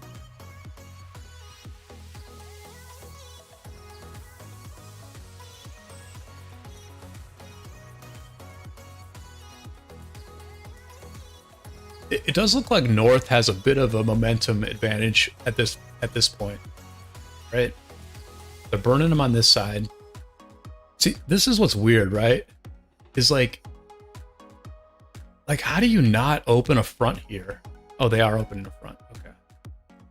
Yeah, so it looks like North has a bit of an advantage. They're flagging. They're putting up a new flag here, aggressive flag here. It's getting put up without incident. And then over here, what's going on over here?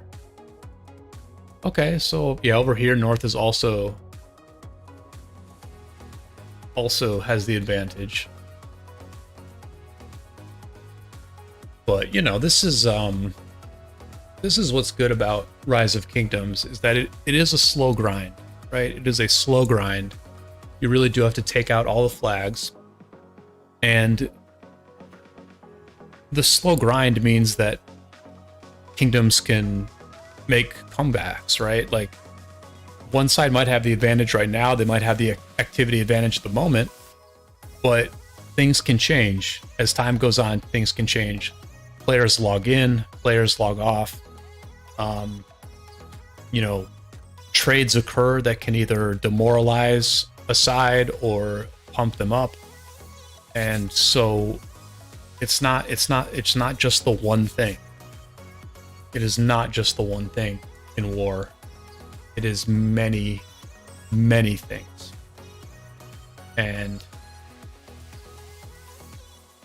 that just allows a lot of people to have an impact. A lot of different situations factor into the final outcome. And it's just pretty darn interesting.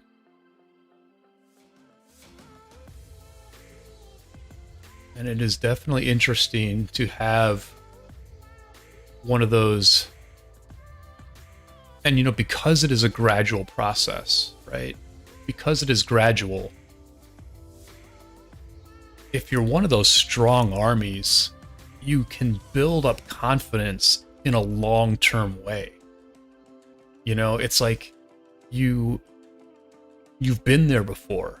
You know, you've seen your own army do it before, and you know that all you have to do in the future is do it again.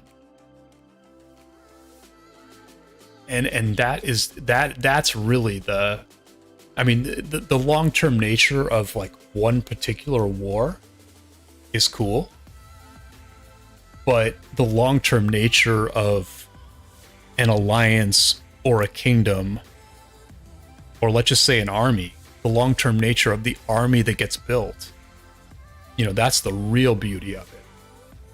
Because, you know, I mean, Japarl's in the chat right now. Japarl and I have been playing this game together for like 5 years almost. And we've won a lot of wars together. And we've picked up a bunch of other people along the way who are now also, you know, people who have been together for years. And we've won a lot of wars together. And so it's, you know, there is a coolness in that long step-by-step process, because you know how realistic it is. You know that if you do the right things and if you keep building the army, you know that success is going to come, because it's not a fluke. There's nothing fluky about it. There's absolutely nothing fluky about this. It's just step by step getting good trades, step by step having more activity, step by step having more strength. And, you know, you make progress that way. What's up, Shazad? Thanks for tuning in.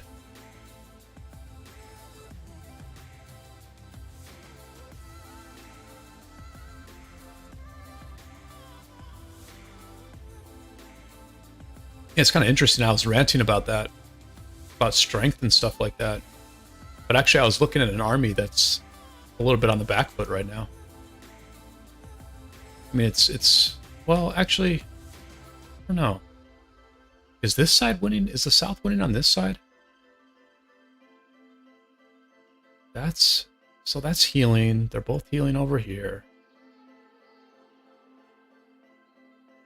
Man, it's crazy how when this game has two equal sides, it becomes such brutal trench warfare, man. It's so tough. When the two sides are equal, I think that's when the defense has a real edge, is when the two sides are equal. Because like all these cities get close, and it's just tough to attack. It's like if you overwhelm the field, it's easy to attack, right? It's so easy to attack. But when you when you are struggling to control the field, it is so hard to attack. It's like the flip of a switch almost. Hold the field, easy. Can't hold the field, super friggin' hard. Okay, so actually this is like even fairer than I thought, because on the right side, I wouldn't even say either side is winning. There are flags burning on both the north and the south. Pink and yellow are both burning. Dude, they are just wiling out in this B Kingdom KVK. This is what I'm saying, man. Like, you don't need anything more than this. You do not need anything more than this in Rise of Kingdoms. Who needs more than this?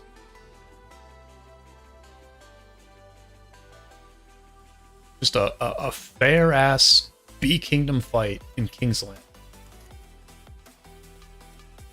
There's got to be, like, no lag. Like, I'm not lagging at all. I'm not lagging at all with full graphics here. And they're just wiling out.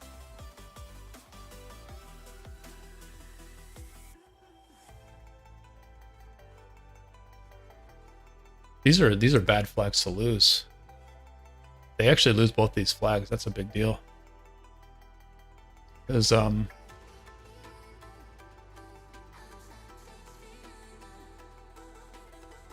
it's like different it's like different alliances, right? So it's like a different alliance over here. This is like LX. This is LX. Then over here, it's like it's two different alliances. It's different alliances over here. Like this alliance is holding strong. Like you can see it. This alliance is holding strong. They've like burnt these flags a little bit. You know. I mean that's the downside, right? Zhang, honestly, the Discord server I'm gonna rock in is just gonna be our alliance server. I'll link it. I'll link it right now. Because the thing is, man, like let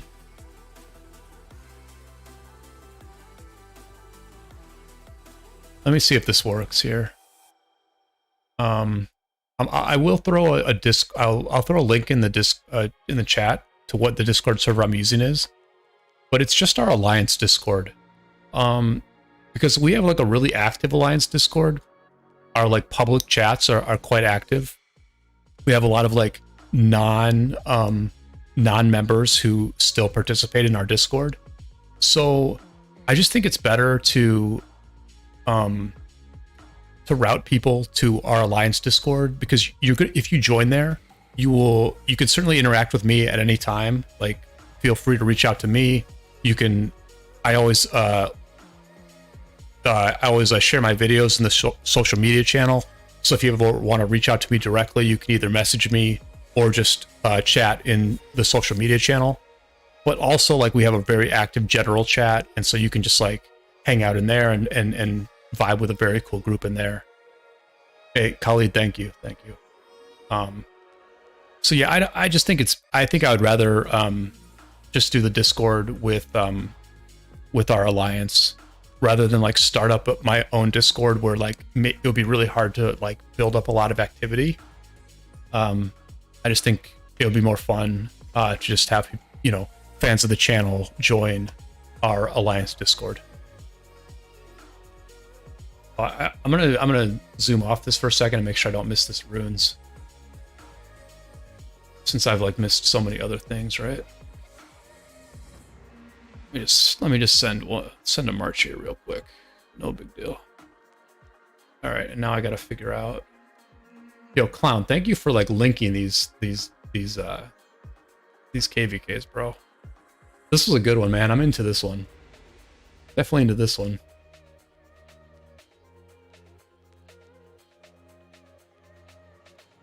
Oh, you want 606? You want 606 instead? I don't know. I find this one interesting. I feel like 606 is like kind of like stalemated, or like we know exactly what's happening there. Like we know exactly which flags are going to burn on which side.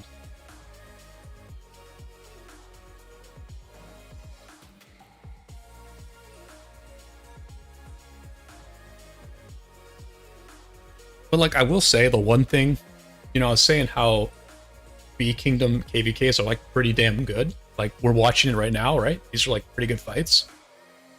The downside to like the smaller KVKs, right, is that you get a lot of allies. It's not like you have a camp to yourself. You have a camp with other kingdoms in it. And so then you are, you know, your fate is partially determined by the quality of the people that you're in a camp in, and your fate is determined partially by the camps that you ally with. Because when you get into these smaller KVKs, sometimes you will run into a kingdom that's just like a straight up farm kingdom. Like they don't fight at all. You know, they don't fight. They just don't even fight. You know, whereas when you get into bigger kingdoms, you're not going to have for the most part, you're not going to have a total farm kingdom because people would leave. People would leave that. But yeah, in these smaller kingdoms, your mileage may vary as far as the quality of the allies you get. And so that can be kind of frustrating sometimes. Dude, how does that guy teleport? I hope someone else is teleporting in. Holy smokes. Holy smokes. They're like building a flag here. They're building a flag here. You've already destroyed it once, and a guy with like 9 million kill points teleports out? Whoa, what?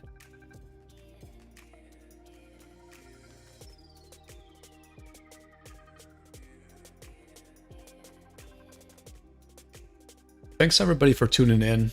Please throw a subscribe on the channel if you haven't already. Throw a like on the video if you haven't already.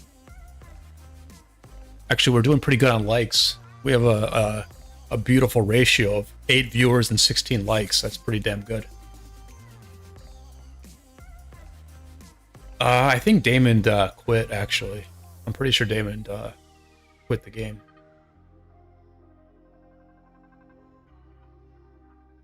I believe Damon quit.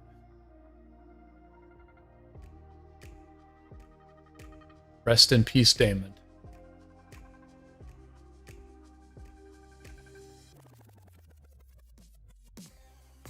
I know, man. I wish people could sub more than once.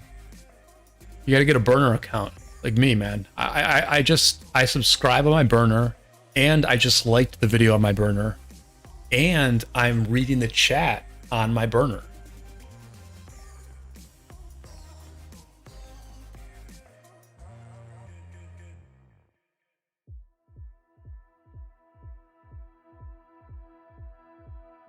My burner account is really just my original YouTube account. It's not like I intentionally made a burner. It was just like my main YouTube account that I've always used, but it has kind of become a burner in the Rise of Kingdoms community because I've always used it to you know, comment on other people's videos and talk in other people's live chats. So like now it's kind of a burner, I would say, because I sort of like the anonymity of it. It's not like super anonymous because I've like accidentally leaked it a few times, but yeah. But yeah, I'm reading the chat on my burner right now.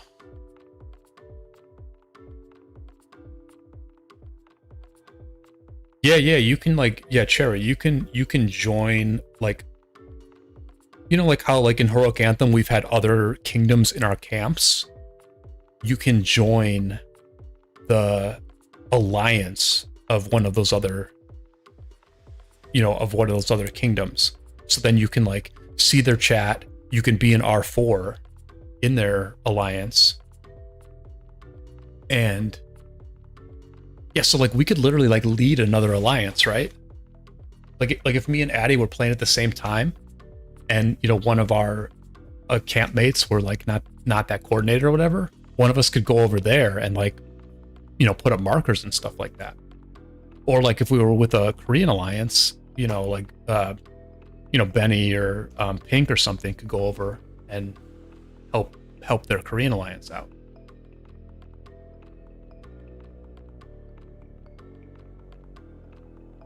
Yeah, one of these alliances had people from the other alliance. Let me see if I can find it now. Who was it? Who was it? It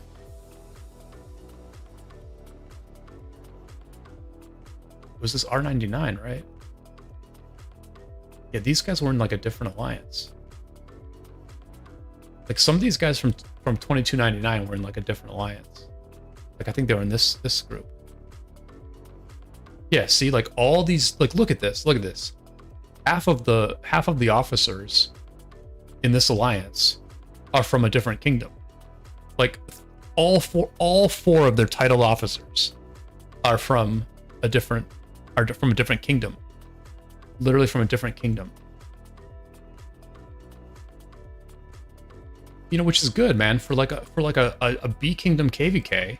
If you're like a really strong kingdom with a lot of people who can coordinate stuff, who can, you know, fulfill officer duties, then you just go to another alliance and help them out there. Oh, this thing's getting wrecked. That rally's getting wrecked.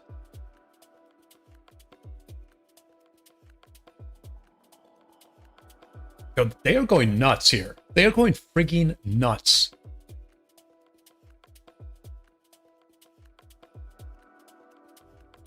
I'll be right back. Gotta take a bio break.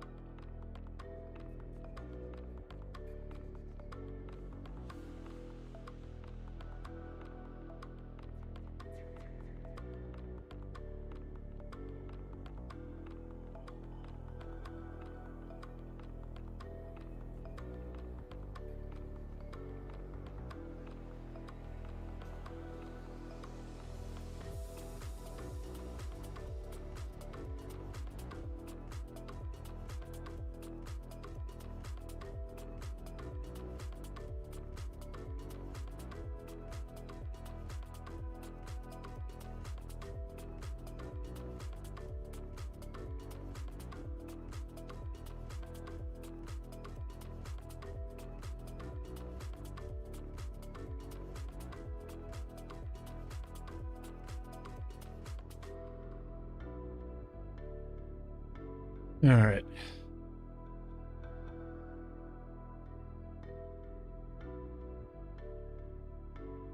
One of the weirdest things about Kingsland is how there's like straight up barb forts and barb camps that just completely change the topography of what's going on.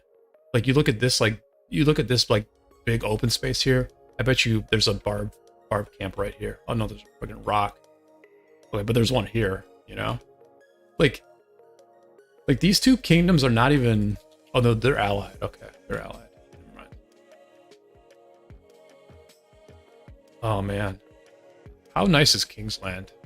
How friggin' nice is Kingsland? How nice is it to like win Kingsland and just be able to like chill next to the Great Ziggurat with your friends that you've won the KVK with? Imagine winning Kingsland and actually getting along with your allies and like them actually treating you like respectably, where you could actually like enjoy Kingsland and like build flags all the way here and like relax. Imagine that. I can't even imagine it. All I can imagine is our allies being complete douchebags and us huddling in the corner because we didn't feel safe teleporting to non-alliance territory. That is all I can imagine.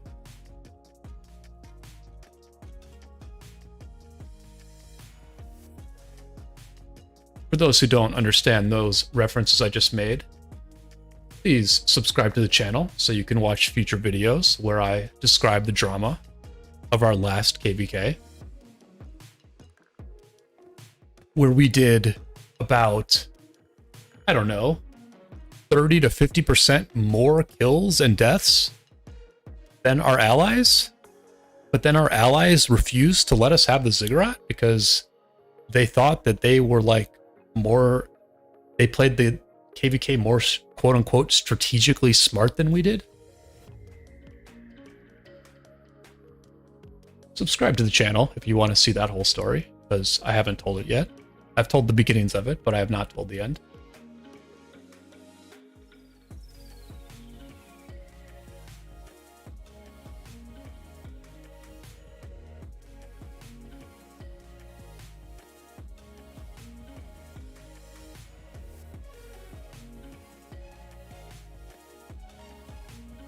Yeah, Japaro, Kingdom 131 was pretty chaotic for sure.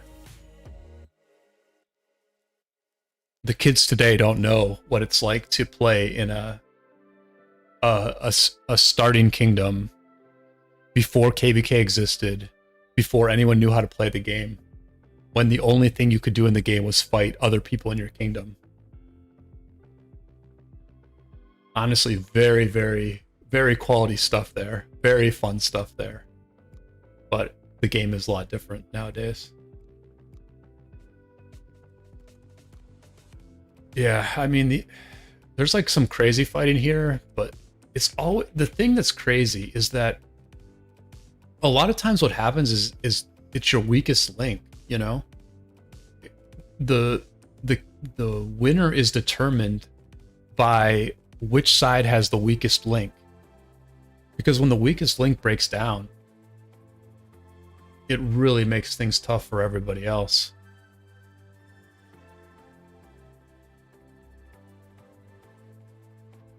Are they getting this? Did they, my bad. I missed this flag going down again. My bad. My bad. But I do see a Sargon garrison.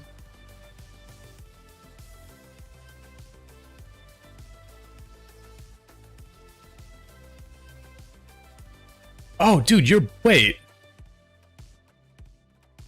Dude. Wait. No, dude. This troll will not work. This troll will not work. This troll will not work, Japaro. This troll will not work. I'm too good with words, man. My memory with words is too good, dude. Because for one thing, I remember you chatting in one of Balburitos' streams like a year and a half ago or something. And for number two, I remember you saying on like my first or second video, I think my first video ever, I remember you saying, this is the greatest video ever made. So the troll's just not going to work, man. You complimented me too hard for this troll to work.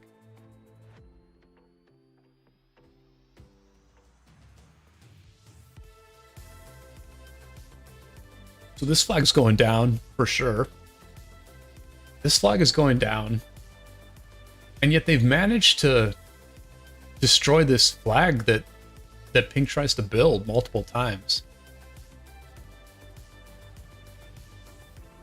But they're getting this flag down. They need to defend here. This is like or here. This is not that easy of a flag to defend. But it's not too bad. They have a few cities around it. So yeah, they can defend this flag here, I think. They need to defend these two flags. They're not hard to defend.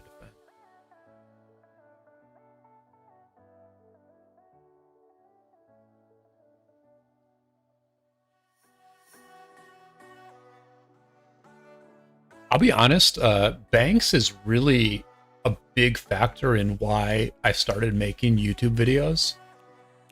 Because for those who don't know, Banks used to make the occasional YouTube video. And, you know,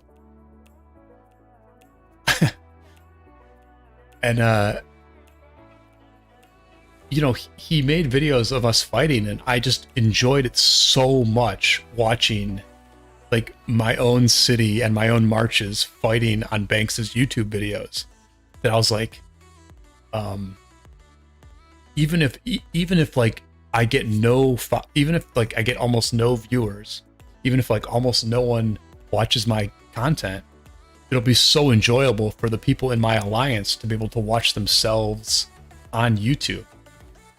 It almost like makes it more official in a way, like it makes it more like important for the fights that we have to be like witnessable by other people. So I was like so into watching my own play on Banks's videos that I was like, you know what? It's you know, it would be good to make videos. It would be good to like have this content out there.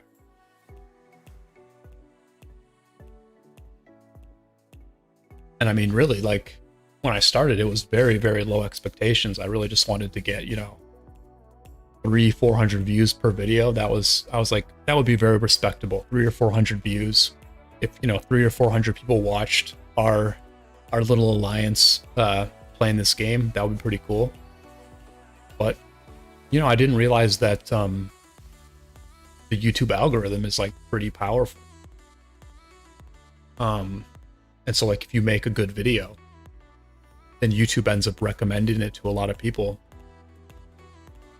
And you can sometimes get, you know, thousands of people watching our little alliance do its thing. And, you know, hopefully I'll live stream more, and that will I think live stream is a good way to get like more subscribers.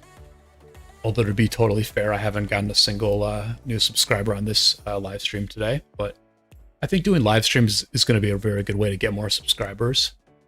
And so then we'll get even more people watching the videos, and you know, that'll be pretty cool.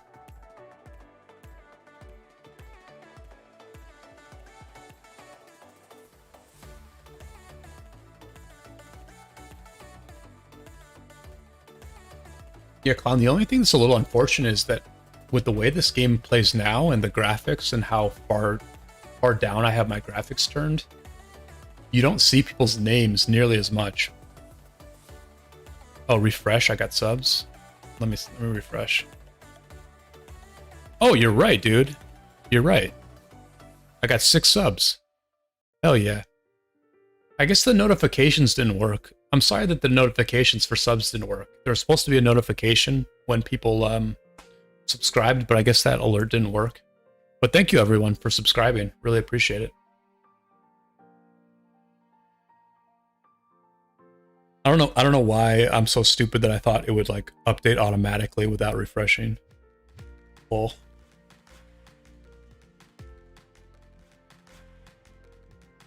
what just happened here? I think I disconnected a little bit, little disconnection.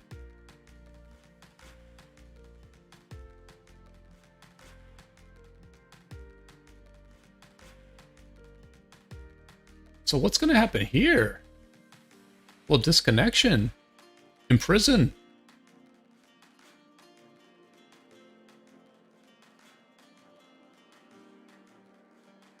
I'm pretty sure this dude can handle it. This guy or gal can handle it.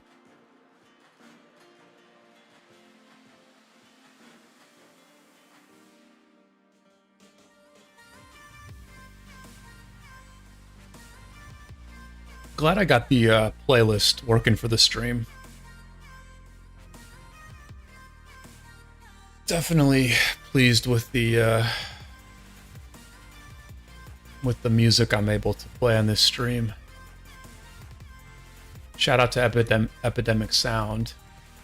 2 flags, 2 competing flags being built here.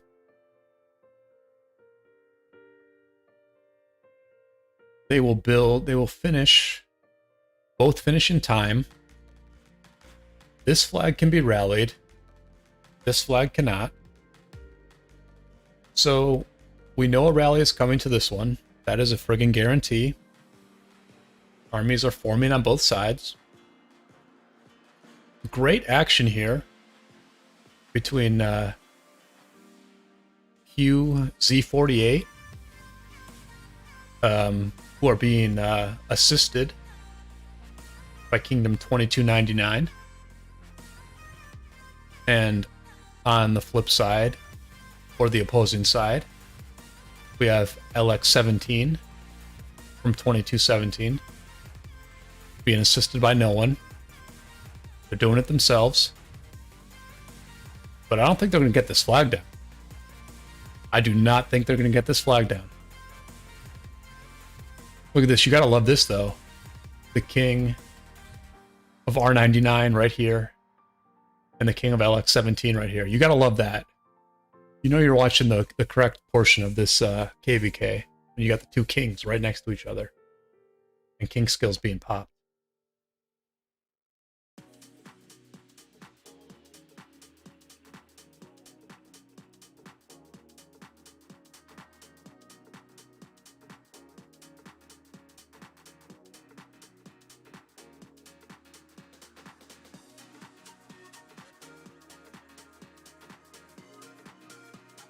I think we'll see that if these flags get built, and then we'll just kind of assess this King's Land, and then we'll probably call it a stream. I do very much appreciate everybody tuning in. I wasn't sure what to expect as far as this first stream, but this certainly matched my expectations, and the chat has been way more active than I expected, which is awesome. Absolutely awesome. So I think this is a really good start, honestly. Since this was just kind of a test stream and a hangout stream, it's not like we had anything too exciting going on. But you know, now I know how to get the live stream going. Hopefully the audio is good. I'm going to assume you guys didn't hear my computer, my mouse, or any of my neighbors, or my refrigerator. So I think the stream is pretty much, this was a good proof of concept, and we can do it more in the future. We can do it, you know, on more relevant days. And what I hope to do in the future is also figure out how to add Discord chat. So, you know, sometimes we can jump on Discord and we can have a bunch of us talking together. You know, if we're like grinding Marauders or something like that, you know, we can certainly pass the time by talking on Discord and streaming. I think that'll just make it a little bit more enjoyable to do those sort of mundane tasks. And there's going to be fighting situations where I can totally stream as well. So I think it's good that we got this set up, and it's definitely not a one-man show here. Like I said, I appreciate like everyone tuning in and everybody chatting is like a key part of this. And thank you, Zen, for the compliment. That really helps to hear. Yeah, I'm just gonna like you know, I'm just gonna try to do the best I can with these streams, and I think that if you know, if I bring quality content, I think that the community is going to grow, the viewership's going to grow, the chat's going to get even more active. It's going to be even more fun, and you know, that's all you can try to do, right? Just slowly grow. I mean, 6 new subscribers is fantastic.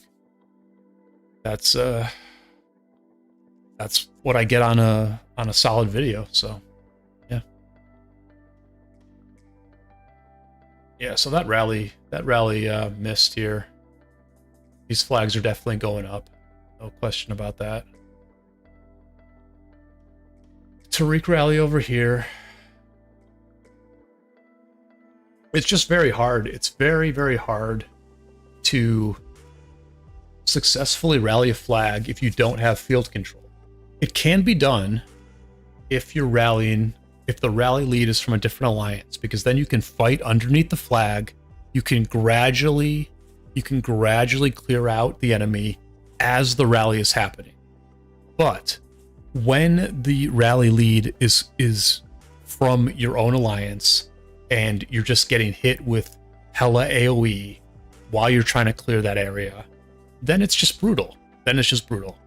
So most of the time, a successful offensive involves clearing the field and then just like, cleanly filling the rally and throwing a little swarm action on the flag as well. And then you get the burn, then the burns are not too bad. But this is more of a stasis point. This is more of an equilibrium point where neither side is able to gain control. The pink is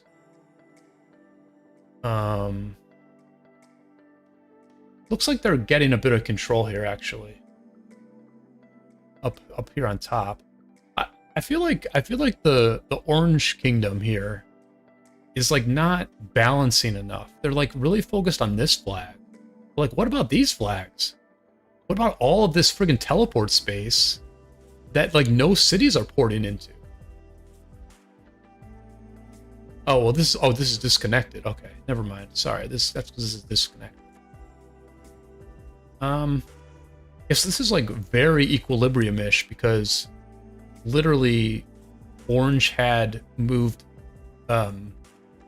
across the halfway point here, but then they lost that. Now they're losing that territory, and so we're literally back to a situation where like pink and orange have essentially equal territory.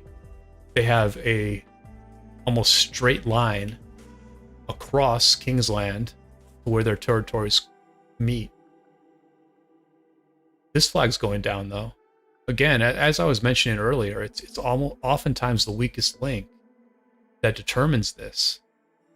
81 VF has their king on the front line, but that king's gonna have to he or she is gonna either have to teleport away or eat some rallies, because those flags are going down. But and so this is the kingdom, right? 2299 is the kingdom. We've got 2 stars.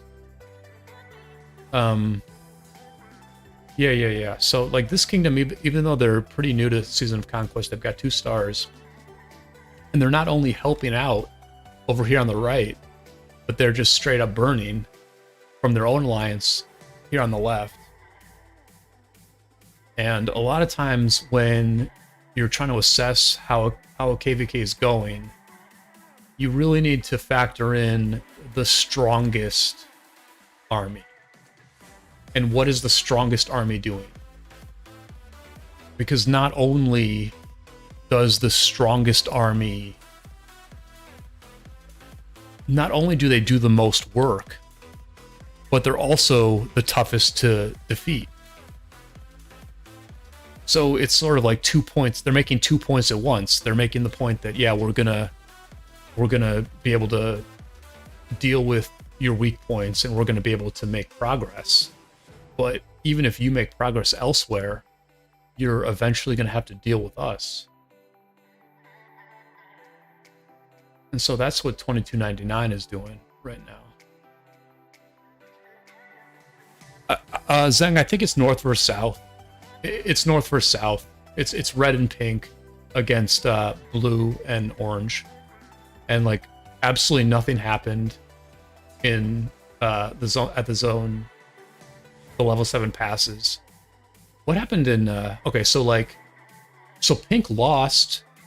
Pink lost in Zone 5. Pink lost in Zone 5. And then over here, North won. So like this is just like an insanely fair KVK, right?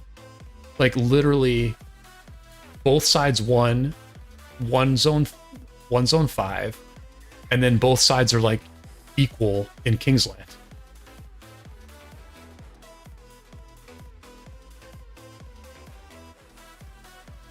My thoughts on Heraclius are that, well, I have the choice to build Heraclius or Zeno right now, or I'm sorry, I have the choice to build Heraclius or Flavius right now to supplement my other garrison commanders. I'm pretty sure I'm going to go with Flavius. think Heraclius is obviously an upgrade to YSS, and YSS is has been a very good commander for a long time. So Heraclius is a very strong commander and an extremely useful commander. I will build Heraclius. If I don't build Heraclius tomorrow, then I will build Heraclius in a couple months. So yeah, I think he's very good. He's very good, but at the end of the day, he's not the best against rallies, right? Zeno Flavius and Jan Jadwiga are the two meta garrisons against rallies. And so Heraclius is like a slight downgrade against a rally. So if you're in like a smaller kingdom, I think you can just like go with Heraclius and leave him there versus both the rally and the garrison and the swarm. But I think in bigger, more competitive KVKs, what you need to do is you need to use the meta garrisons against the rally, and the Heraclius needs to be there in like a backup capacity when the swarm starts, or when like the swarm is going to happen. So he's like a commander that you kind of swap in and swap out, or you have multiple garrison commanders, and you have the Heraclius sort of sitting in a city nearby as a backup. So like, for example, you might have a Jadwiga Jan as your cavalry garrison, but then in a city nearby, you would like to have a Jadwiga Heraclius or a Jan Heraclius just sitting there waiting, and then you swap to that. Once the swarm starts, you swap to that Jan Heraclius against the swarm.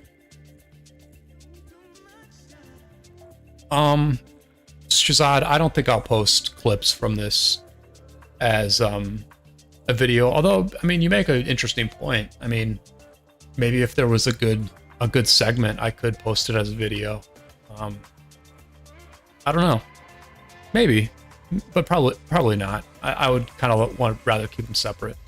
But I do know what you're saying, and that's you're making a good point, because I know content creators do like take sections from their live streams for videos. I don't know if we've necessarily had one of those, but I do feel like I've had a couple good rants watching this Kingsland here, so maybe.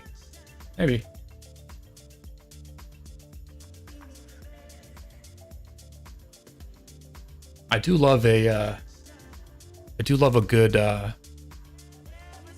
video that doesn't take long to make.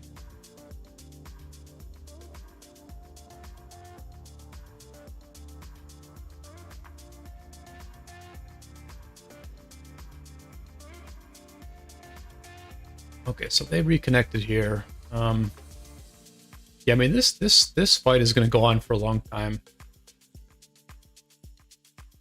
Kind of curious how it turns out, but we'll have to look in on future days or something like that, just to resolve our curiosity on this one. Zhang, for now you can just subscribe to the channel. That's the only option. When I reach 1,000 subscribers, then you'll be able to become a member of the channel, which I would certainly appreciate when that time comes. But I need to get to 1,000 members before you can show that kind of, or I'm sorry, I need to get to 1,000 subscribers before you can show that kind of support. But I appreciate the likes, I appreciate the subscribes, and I very much appreciate people being active in the chat. I mean, that's as helpful as anything, is just, being active and supporting the channel that way. That helps me a lot.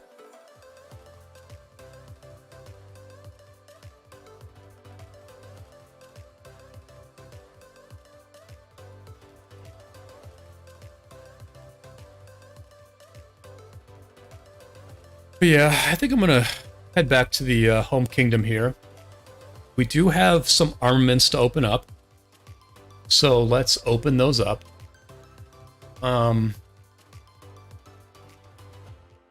It's weird, guys.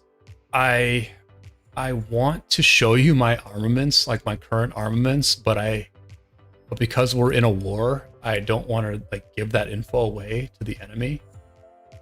So I think I'm just gonna open the armaments up. I mean, I can show you like I can show you my open field armaments, right?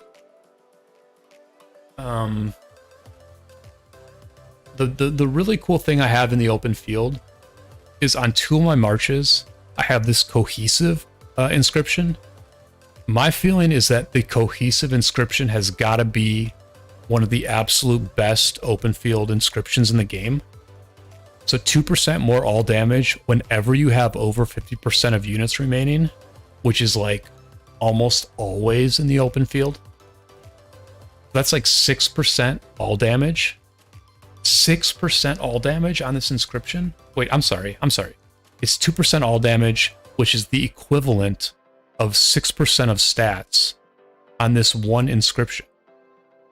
So, you know, my Nevsky, like otherwise my Nevsky is not that great, but when you put 2% more all damage to this right here, that becomes like 11% of stats, and that really fills out the rest of these stats. And then I've also got that same cohesive armament on my Guan, right? So I've got the same thing on my Guan. And you know, it's just like roughly around like 20-ish% of stats on these. I guess we can do the math here. 3% all damage is going to be like, let's say 9% of stats, 10.2, 15.2, 15.6, 16.6, 17.3. So like, oh, and 7, and then this. So like, so yeah, like I've got basically almost exactly 20% of stats on the Guan. Not amazing, but this is what I pretty much have on most of my commanders. My garrisons are a little bit better. And I'm not going to show those, but you know, so I have like 20% of stats, so I need an armament that's going to give me, you know, around, you know, 5% of stats for it to be any good at all, which is a bit of a big ask, but we'll go for it here. We're doing arch formation on all these. Let's see if we get anything. Nothing. I mean, so this is the thing, right? We got 3.6% of stats here. This might be an upgrade, but probably isn't. I'm pretty sure that's not an upgrade to any of my marches. What do we got here with the inscription? Ufa. Yeah, I mean, this is like 1.5% of stats, so 2.5% of stats. Yeah, it just doesn't cut it. This is what's tough about armaments at this point. Like, this is a decent armament, but 3.6% of stats is like not really an upgrade. Hey, Chilsey, thanks for tuning in. We are just wrapping up here, but I appreciate you dropping by. All right. Nothing. Look at all that march speed. Nice amount of march speed. A lot of barb damage. This might be an upgrade to Mina. I'm not sure. Might be a Minamoto upgrade. And then what is this? Yeah, nothing there really. All right, we got the one legendary. Let's see what we can do here.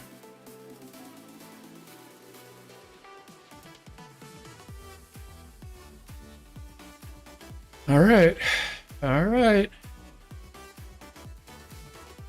Yeah, nothing.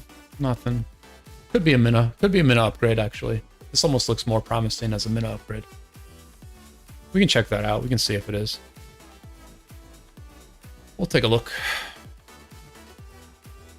What is this? Oh, this is, see, I probably did get a Mina upgrade here. Right? This. What was this one? Oh, these were both like in the same slot. Okay. How weird is that? So So this is the better one. And this has to be an upgrade, right? Well, this is 1.5. This is 1.5% of stats. And this is 1.8, but the barb damage is way better. So yeah, this is an upgrade. That's cool. That's good. And then the other one was, I mean, I don't know if this was an upgrade here. I forget what slot that was, but yeah, so like, you know, that 3.6% of stats is just like not, it's just not an upgrade, right? It's not an upgrade. It might be an upgrade on my my Attila Takeda, which I won't even use, but oh, this is on triple line. So the thing that I do with armaments is like for marches that I'm not using, I'll just like keep track of my best armaments for a certain formation. It's like I don't use Constantine, but I just keep track of what my best infantry hollow square armaments are on him. So like in case I ever get something really good, it's worth keeping track of. It's like the reason I have triple line is because one of these is like extremely good. Like this is like a really good armament. So I just like have triple line on Attila, so I can just like, you know, in case I get like another really good triple line armament, then it starts to become a little bit interesting. So that's what's going on there. Upgraded the peacekeeping march. What are you gonna do?